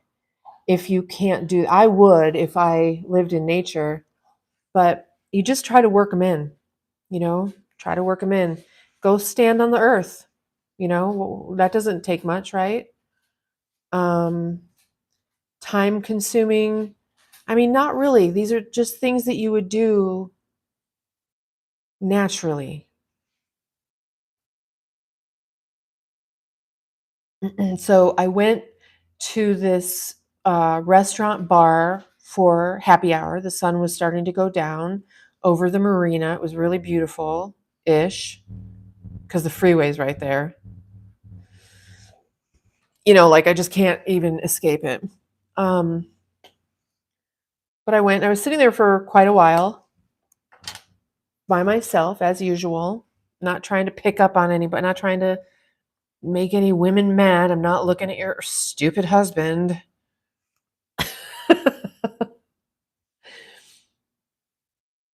And then like I'm sitting at the end of the bar where there's like three um oops, hold on. There we go. Like three seats on the end of the bar, maybe four. 1, 2, 3, 4 seats, and then like 30 seats going all the way down to the end of the bar. Nobody who's sitting in them, maybe one or two people. And this guy comes and sits 2 seats away from me at the end of the bar. To me, that's a red flag. I would never date that guy. I don't care how amazing he is. I would literally never date him. And it was a little bit awkward because he's sitting so close to me and not saying anything. So eventually I said something. He looked like a guy. I said, "So you drive a John Deere tractor or something?" And he's like, "Ha ha, yeah, I do, but not when I'm at work, blah, blah." So we started chatting. Really nice guy. But I was already sitting there and he came in after me. Same thing with the demon.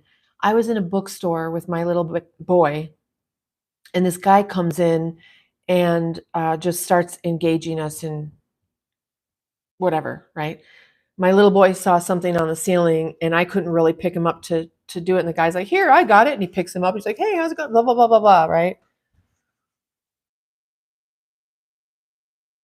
The only way I would ever trust someone is if I went somewhere, he did look like he drove a John Deere tractor, and I was right. Um, if I went somewhere and I'm there, right, and there's someone else already there, like this is a place I never go. I didn't have plans to go there. I didn't talk about it on like in front of Alexa or any, so nobody could have known I was going there.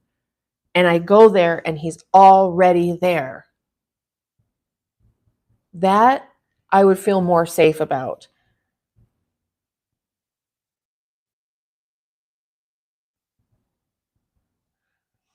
Jonna, you know what is interesting? I can't answer that question for you. Um, I was an ugly duckling child.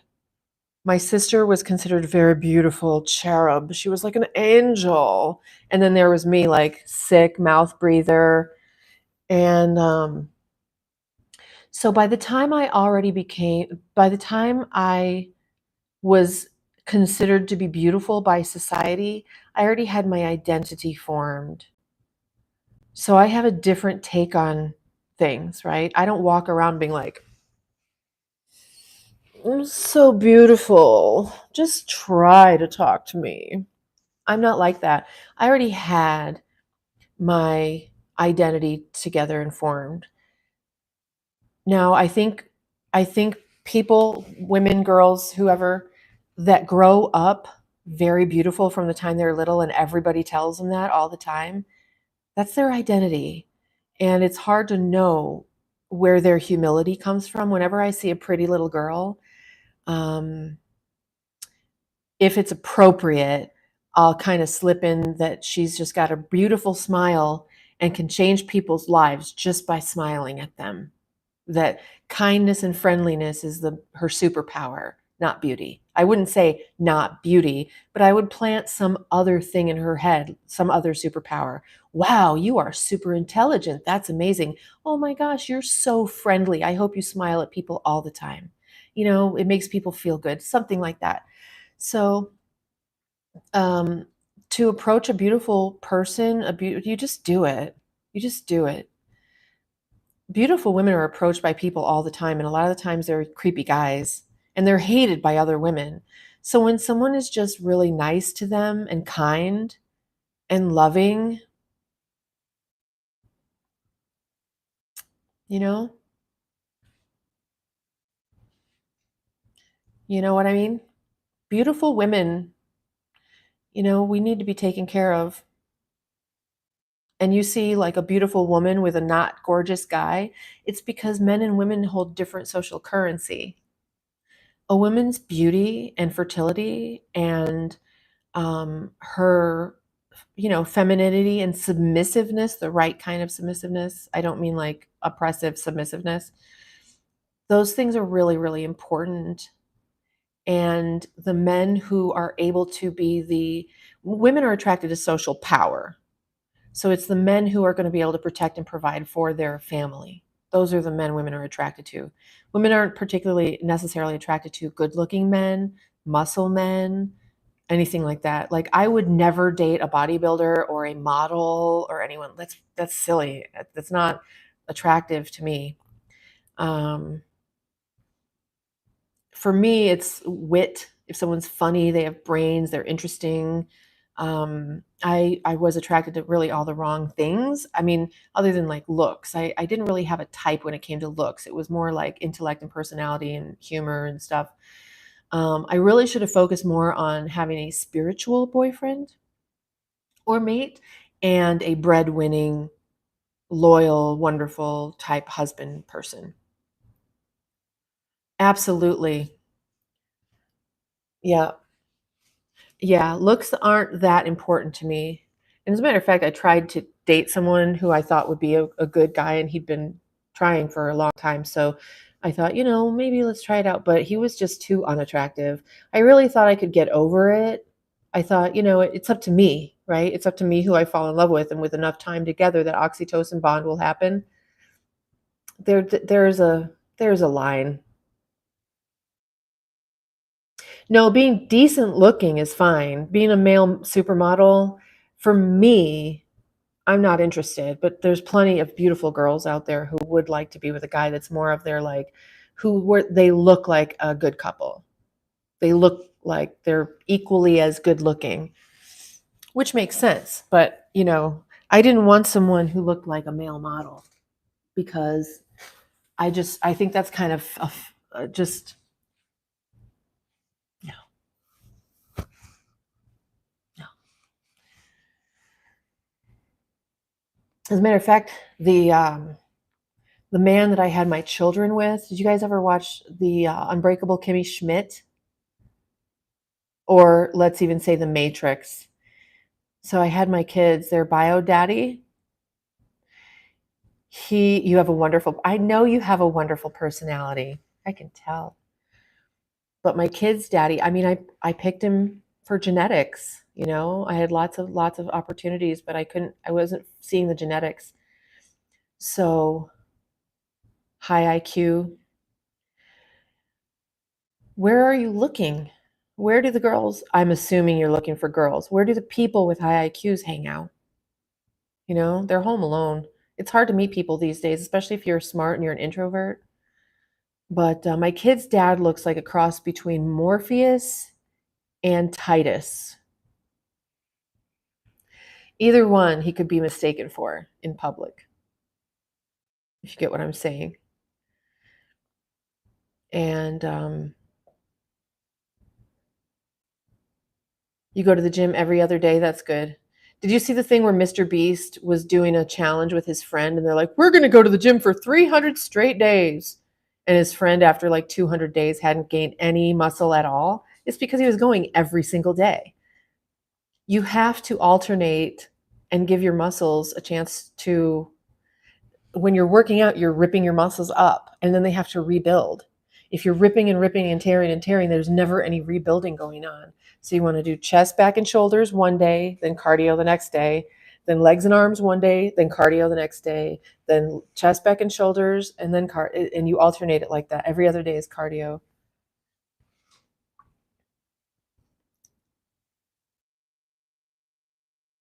Hey, there's a clearance sale at Petco, up to 50% off clearance items while supplies last. Good for you, Petco. It is actually really nice. They've been having a sale on their Chuck It balls. And I've got dogs that they destroy tennis balls in probably, like, I'm going to say, a minute and a half to 2 minutes max.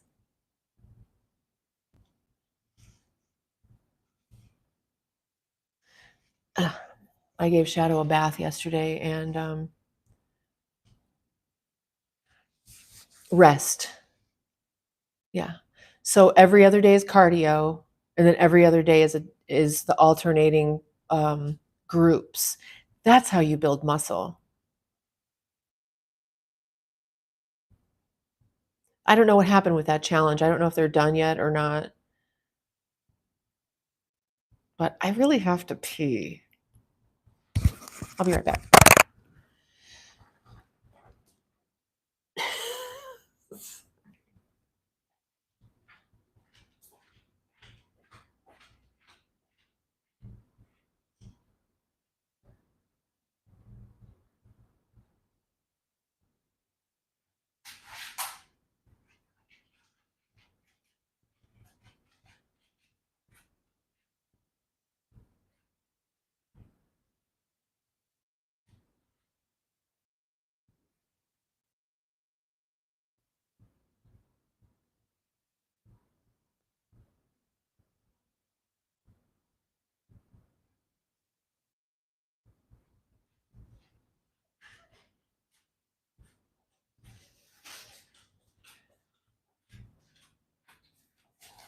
Thank you.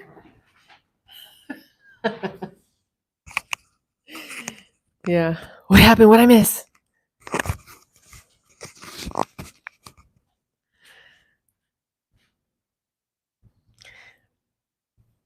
I put the serum I was telling you guys about, I put it on my hair, and I think it made my scalp itchy.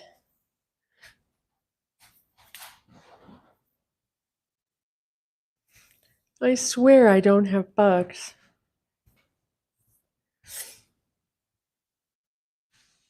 Shadow started playing keyboard. I wish he would. You good boys. We good boys. Huh?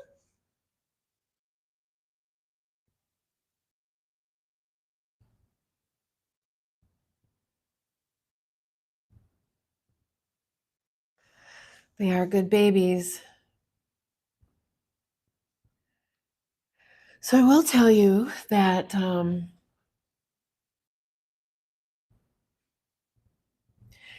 keeps digging 7. So cute. Yeah. Hey. Thanks for being here. Yes, we just had a little lull in the conversation. Eh?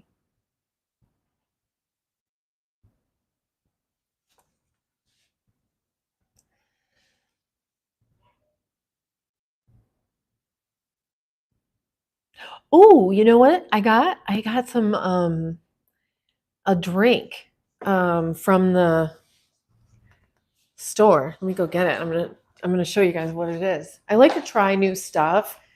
I love TJ Maxx and Ross. You know, they've always got this like gourmet food section with all these weird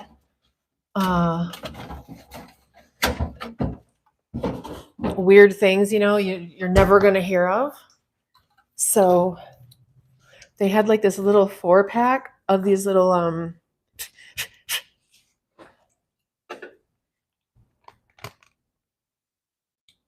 I do play. I was learning to play and I got really pretty good, and then I moved and I didn't really, it's been a while since I sat down and actually like really learned something, but I can learn basically.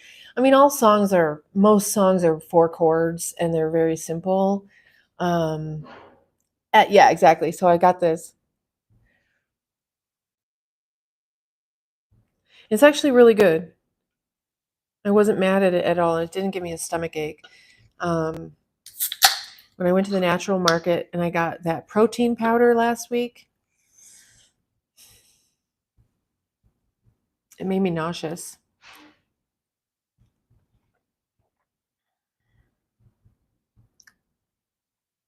But I can see why it was on sale. This is passion fruit juice. See, that's a passion fruit right there. Passion fruit has a sort of a weird flavor. And if you're not ready for it, it can be off-putting. It takes a second to get used to. Ooh, a straw.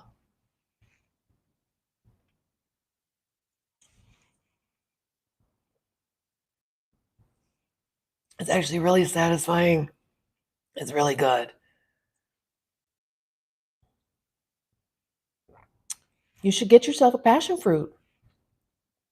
I mean, okay, maybe not. I don't know. Get something made of passion fruit because passion fruit has these little seeds in it. I mean, what are you supposed to do with it? Do you suck off the fruit part and spit the seeds out? I don't understand how you eat a passion fruit. But you can get lots of passion fruit flavored things, and this has actual passion fruit juice in it.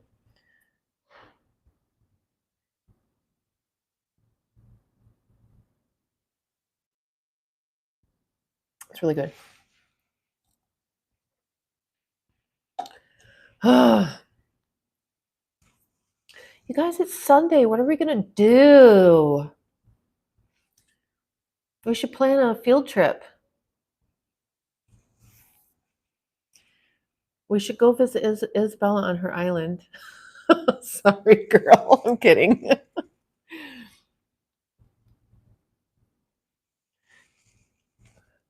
These things are cracking me up.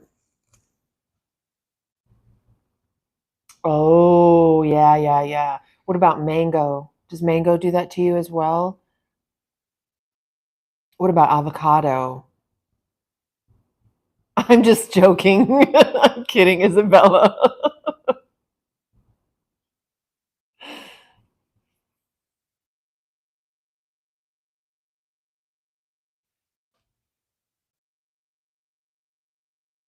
Yeah, I know some people are really sensitive to like mango and avocado. And it's interesting because the browning of like bananas and avocados and even beef, when food browns, that's a chemical reaction. And the chemical that's produced, now I don't remember what it's called. It's been so many years. Oh, not okay, interesting. A lot of the times people are allergic to that chemical that's produced by the browning, and so that's why they'll be um, some people are allergic to. They think they're allergic to avocados, but it's really just if they've been browned at all. You need to like cut them and eat them right away. Same thing with aged beef, things like that. That's a real thing. People can have very bad allergies to that and not even know it. You're down to travel. Where are you, Jonna? Are you in New Orleans? You in Louisiana too? Everybody's in Louisiana. Didn't you say North Carolina? This is really good, actually. Manchester, England.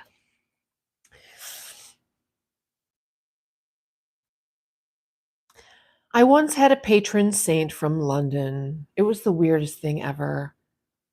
He really truly was a patron saint. I mean, and I was worried that he was a demon. No. I was a little concerned because, oh my gosh, you guys. So I was living, remember a few minutes ago I told you I tried to have a relationship with an extremely unattractive man. It didn't work. I just couldn't get over it. He was actually very, very unattractive. I felt so shallow, but there's just only so much you can do, you know? And I was trying to figure out a way out because back in the day, I had two very little kids and I escaped their father. And this person who I'd known for a very long time was a friend of mine, rescued me because he saw his opportunity. And it became more of a nightmare. So as I was trying to figure out how to get my kids somewhere else, um, I don't know what happened to my car. I didn't have a car. Oh, yes, I remember. My bio daddy kept taking my car and getting parking tickets, and he wouldn't fill the gas up. He didn't want to help me pay for insurance or, you know, anything. And so I just got rid of it. We were living in Glendale, California, and the bus system was just really good, clean city. And so I got rid of the car. So eventually I got away from him. And in the process of trying to figure out how to get away from my new situation, because sometimes you're desperate and you go to a situation that's supposed to save you and it's just not. It's also a trap. And this was many, many years ago. So I I had a little bit of a window of opportunity that I could go and have some adult time because I'm not talking about like sex or anything. I'm just saying like I was around children 24/7 for so many years at this point that I needed to have some adult interaction. So, I got on a dating site and this was many years ago. It's like 18, 19, probably like 15 years ago maybe. And just to go out and meet people. So this one, and of course I didn't. I think I went out and met like one or two people. I'm like, this is awful. But there was this one person, he didn't have a profile picture. And so I couldn't ever remember him. And I guess he kept popping up and being like, how's it going? How's it going? How's your search going? How's it going? And we ended up chatting a little bit, and he seemed like a really nice gentleman. And he asked if we could talk on the phone. And so I was like, okay. We talk on the phone, and he's got this wonderful deep voice with an English accent that I can't do right now. And he was just so calming and comforting. And we had plans to talk on the phone. And how did it go? I'm trying to remember.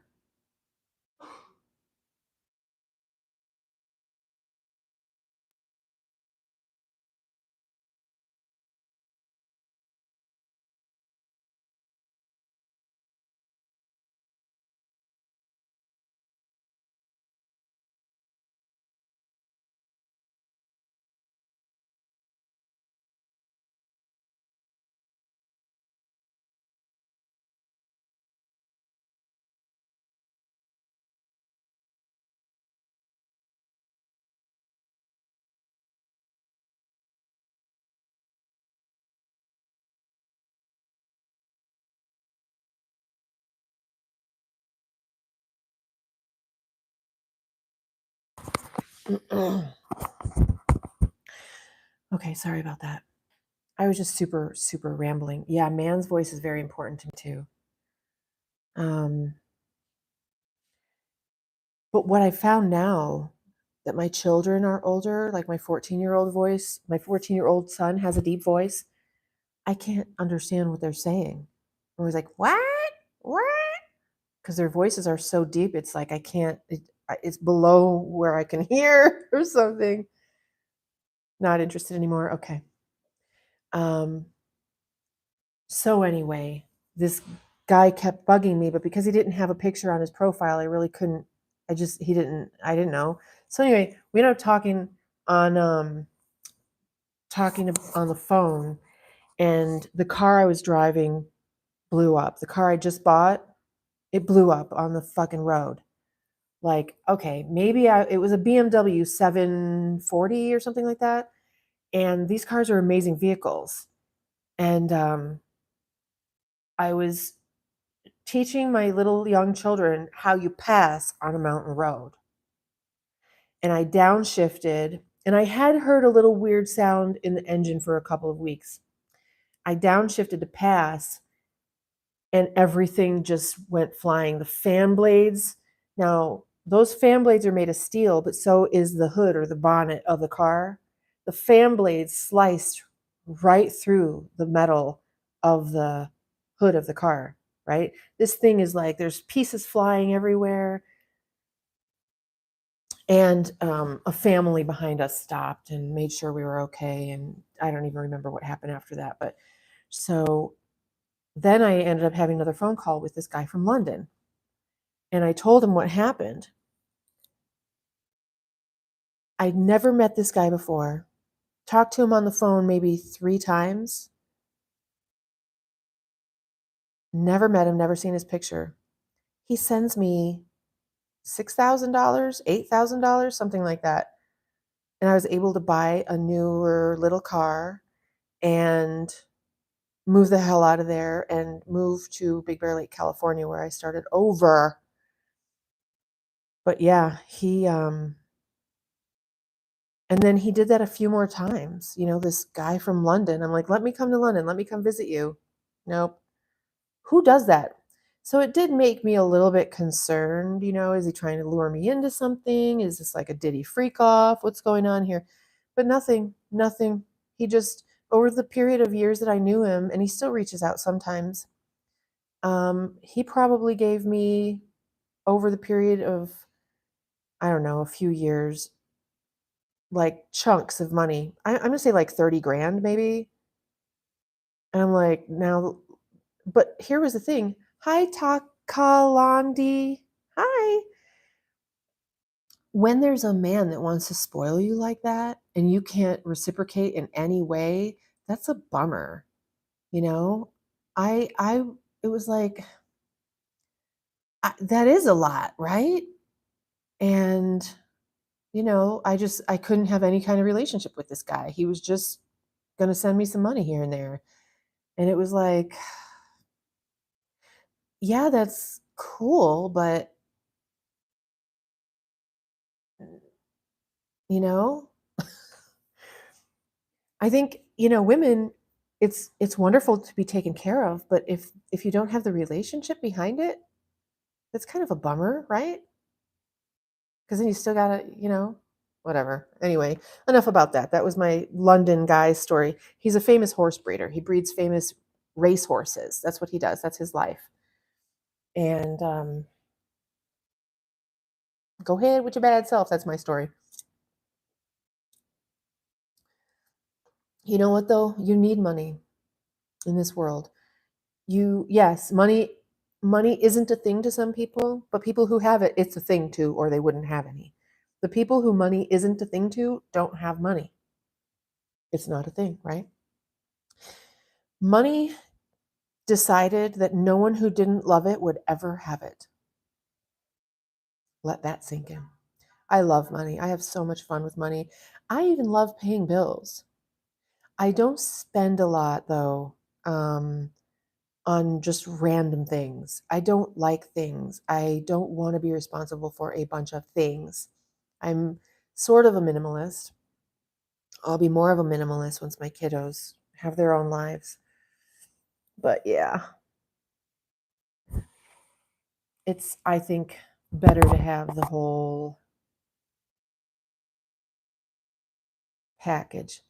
Detville Niveta Classe says hey to Isabella. Yeah, you guys, I mean, Isabella's got a good thing going on her channel too. You should jump over there because I would love to be able to jump over to Isabella's live stream right now.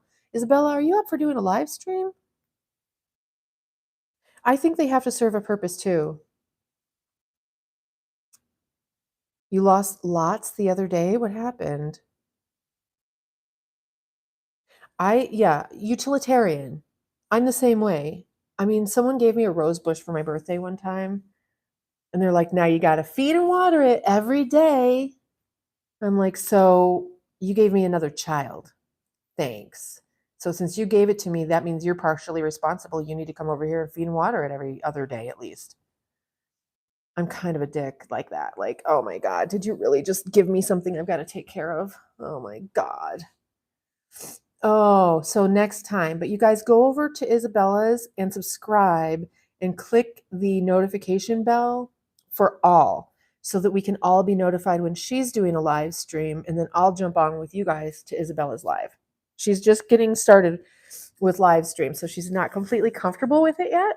But I think if we're there chatting with her, it's completely comfortable. It's when you're kind of in the first 10 minutes or so before anybody comes on, you're kind of sitting there by yourself.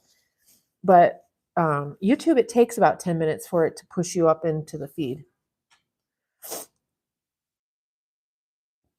Oh my God. Why? What kind of car was it? I wish I had all my old cars. I had some great cars, and they were cars that I could work on myself. You can't work on any cars yourself these days. I had an old 93 Mercedes 190E that I had all the tools. I could work on it myself, but when I moved across the country, I had to leave it. I'm like, I can't tow a trailer and another car behind my car.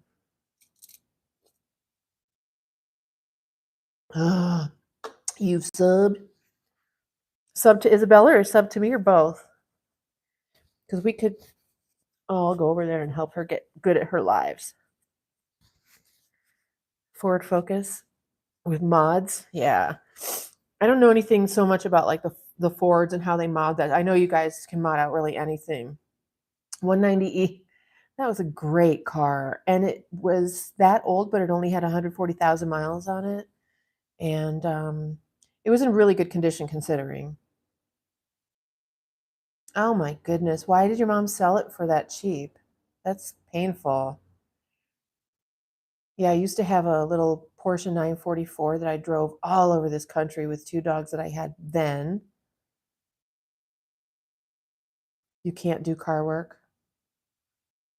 Well, not anymore, you can't. You have to get old cars to do that. You know, I wish I still had my 190. Kind of. I mean, I kind of do, kind of don't. Once I have land again,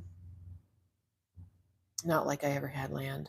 Once I have my place out in the wilderness, maybe I'll Isabella, can you answer that question?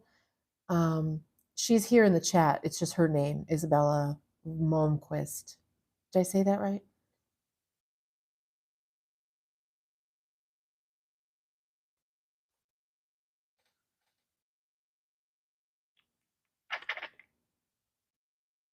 There she is. You can just click on her right now and go over to her channel and join.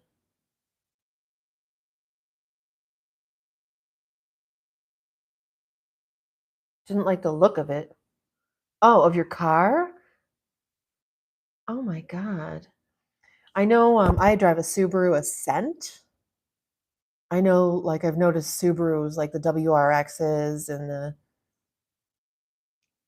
oh, so, well, it basically was stolen if she sold it for that cheap. I don't do any exercise. I just started walking again from after many, many years. I could say I do yoga, but I haven't had a regular practice in a very, very long time. And I was just saying, you know, I should start doing yoga lives in the morning. That would probably get me motivated to do it again because I can, you know, do a guided yoga, even if nobody's doing it with me. It's just if I just do it on camera and make it a regular thing, it'll be easier for me to stay regular with it. If it's like my job, your sunglasses. I just bought a pair of new sunglasses last night for $6.99. You guys want to see them?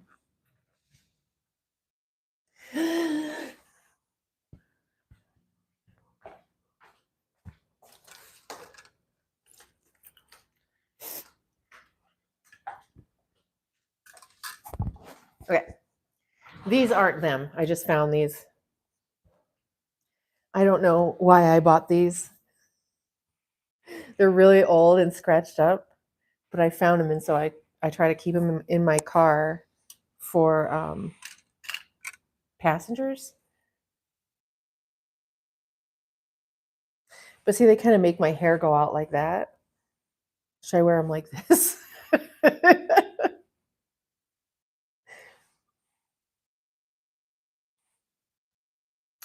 Do I look like a star, darling? Yeah, I love sunglasses, and the ones I've only lost 2 pairs of sunglasses in my life. Once after my second son was born, mommy brain, and then once last week. And I just got them too, and I really liked them. But then I found these, and they're green also. My last ones that I just lost were green. Green is my favorite color. And not necessarily this kind of green. The green that's my favorite color is more like this kind of green, like peridot. That's my birthstone is peridot.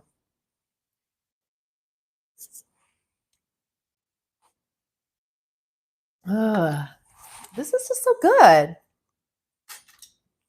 Let me see what I'm really drinking.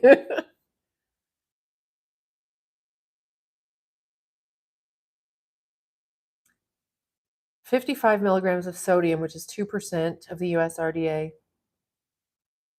26 grams of carbs, which is 9%. 25 grams of sugar, but no added sugar. So that's just all from the fruit itself, which don't let anybody tell you that the sugar from fruit is bad. Now, if it's like high fructose corn syrup, that's different. I'm talking about the real fruit sugar, the real sugar that's in real fruit. That stuff is not bad for you. And that's all that's in here. Passion fruit juice, carbon dioxide, citric acid, and ascorbic acid. Where's it from? It's probably from Mexico or something. It seems like it would be Spanish-y type of thing. They have lots of interesting, cool things in Spainland. Spainland. It doesn't say where it's made. Watch it say made in China. If it's made in China, I'm going to the ER right now.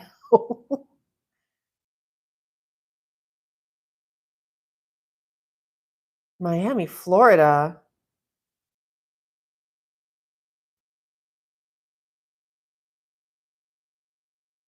Vietnam.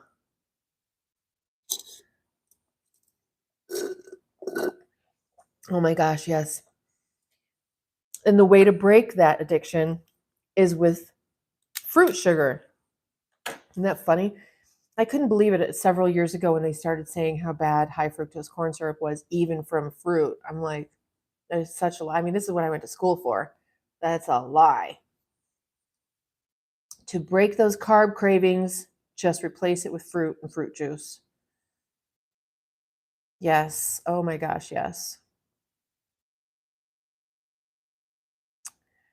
Fruit in general. Okay. Were you here? Did I talk today about the fountain of youth and how that's natural? It's peroxide. I think that was like in the beginning of this life. We were talking about that. So the water in fruits and vegetables is very high in hydrogen peroxide, the fountain of youth, right? The water in fruits and vegetables is high in hydrogen peroxide, just like breast milk. The things we're naturally supposed to ingest, those are the fountain of youth. breast milk. I talked about it earlier. And the water and fruits and vegetables. So you can juice them if you want to. You can blend them up and make a smoothie if you still want to get all that fiber. Because if you juice too much fruit, you'll get constipated. You need the fiber in there. So, just know that. Juicing versus making smoothies with the fiber, totally different experience, but I like to juice. So you need to marry young, stay married, and keep her knocked up and breastfeeding. I mean, that's what would have been natural back in the day, right? They would have always had a lactating woman in the tribe because, like I was saying earlier, let's say you get an eye infection, you put breast milk in your eye infection, it clears it up. It's literally magic. And that's why they're trying to figure out how to get that H2O2 out, which is hydrogen peroxide, out of the breast milk into preemies who can't suckle. It needs to go into the gut. Your gut is the brains of your body. Your brains is the brains of like your mind, your consciousness. But your gut is the actual brains of the operation. If your gut isn't well, your mind isn't well. Your mind can't be well if your gut isn't well. You can't fix your mind until you fix your gut.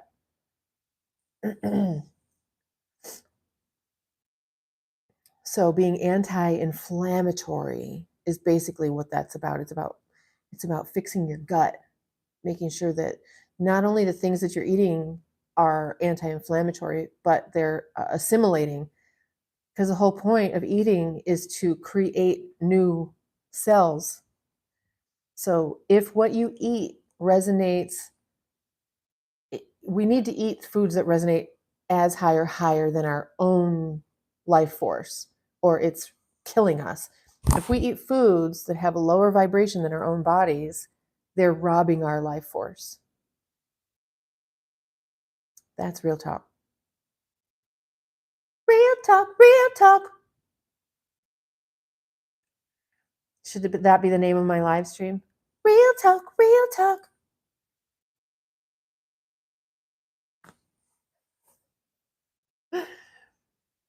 I'm just staying because you guys are staying.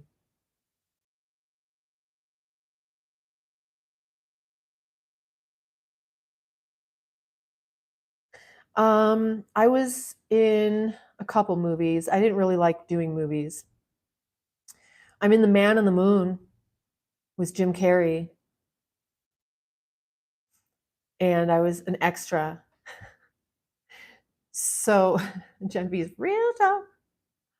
Electric food, alkaline food, yes, all that. Electrolytes are so important. People think we're made of water. No, we're not. We're made of saline and plasma. So I was in Man on the Moon with Jim Carrey, and I'm in a scene, and I'm actually pretty visible, even though I'm just in the audience. It's where Andy Kaufman goes and reads The Great Gatsby on stage. And they show the crowd. And I looked basically exactly like this, but with dark hair. And I think I did something, or I was just sitting there exactly like this. So if you want to see me in that, you'll be able to spot me pretty easily. But I mean, it's not like I have a speaking part.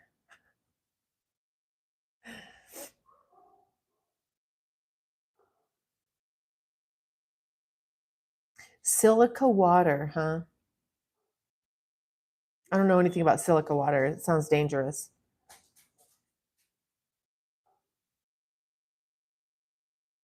But I have you heard about how we're changing from more carbon-based to more crystalline based? And they're talking like this is happening right now to us, right now, to our bodies. And that sounds like they're getting you ready to accept a chip, if you ask me. Oh, it's a crystalline chip. I am in America. Yes, I am. Yes, I am. Hi, Nissy.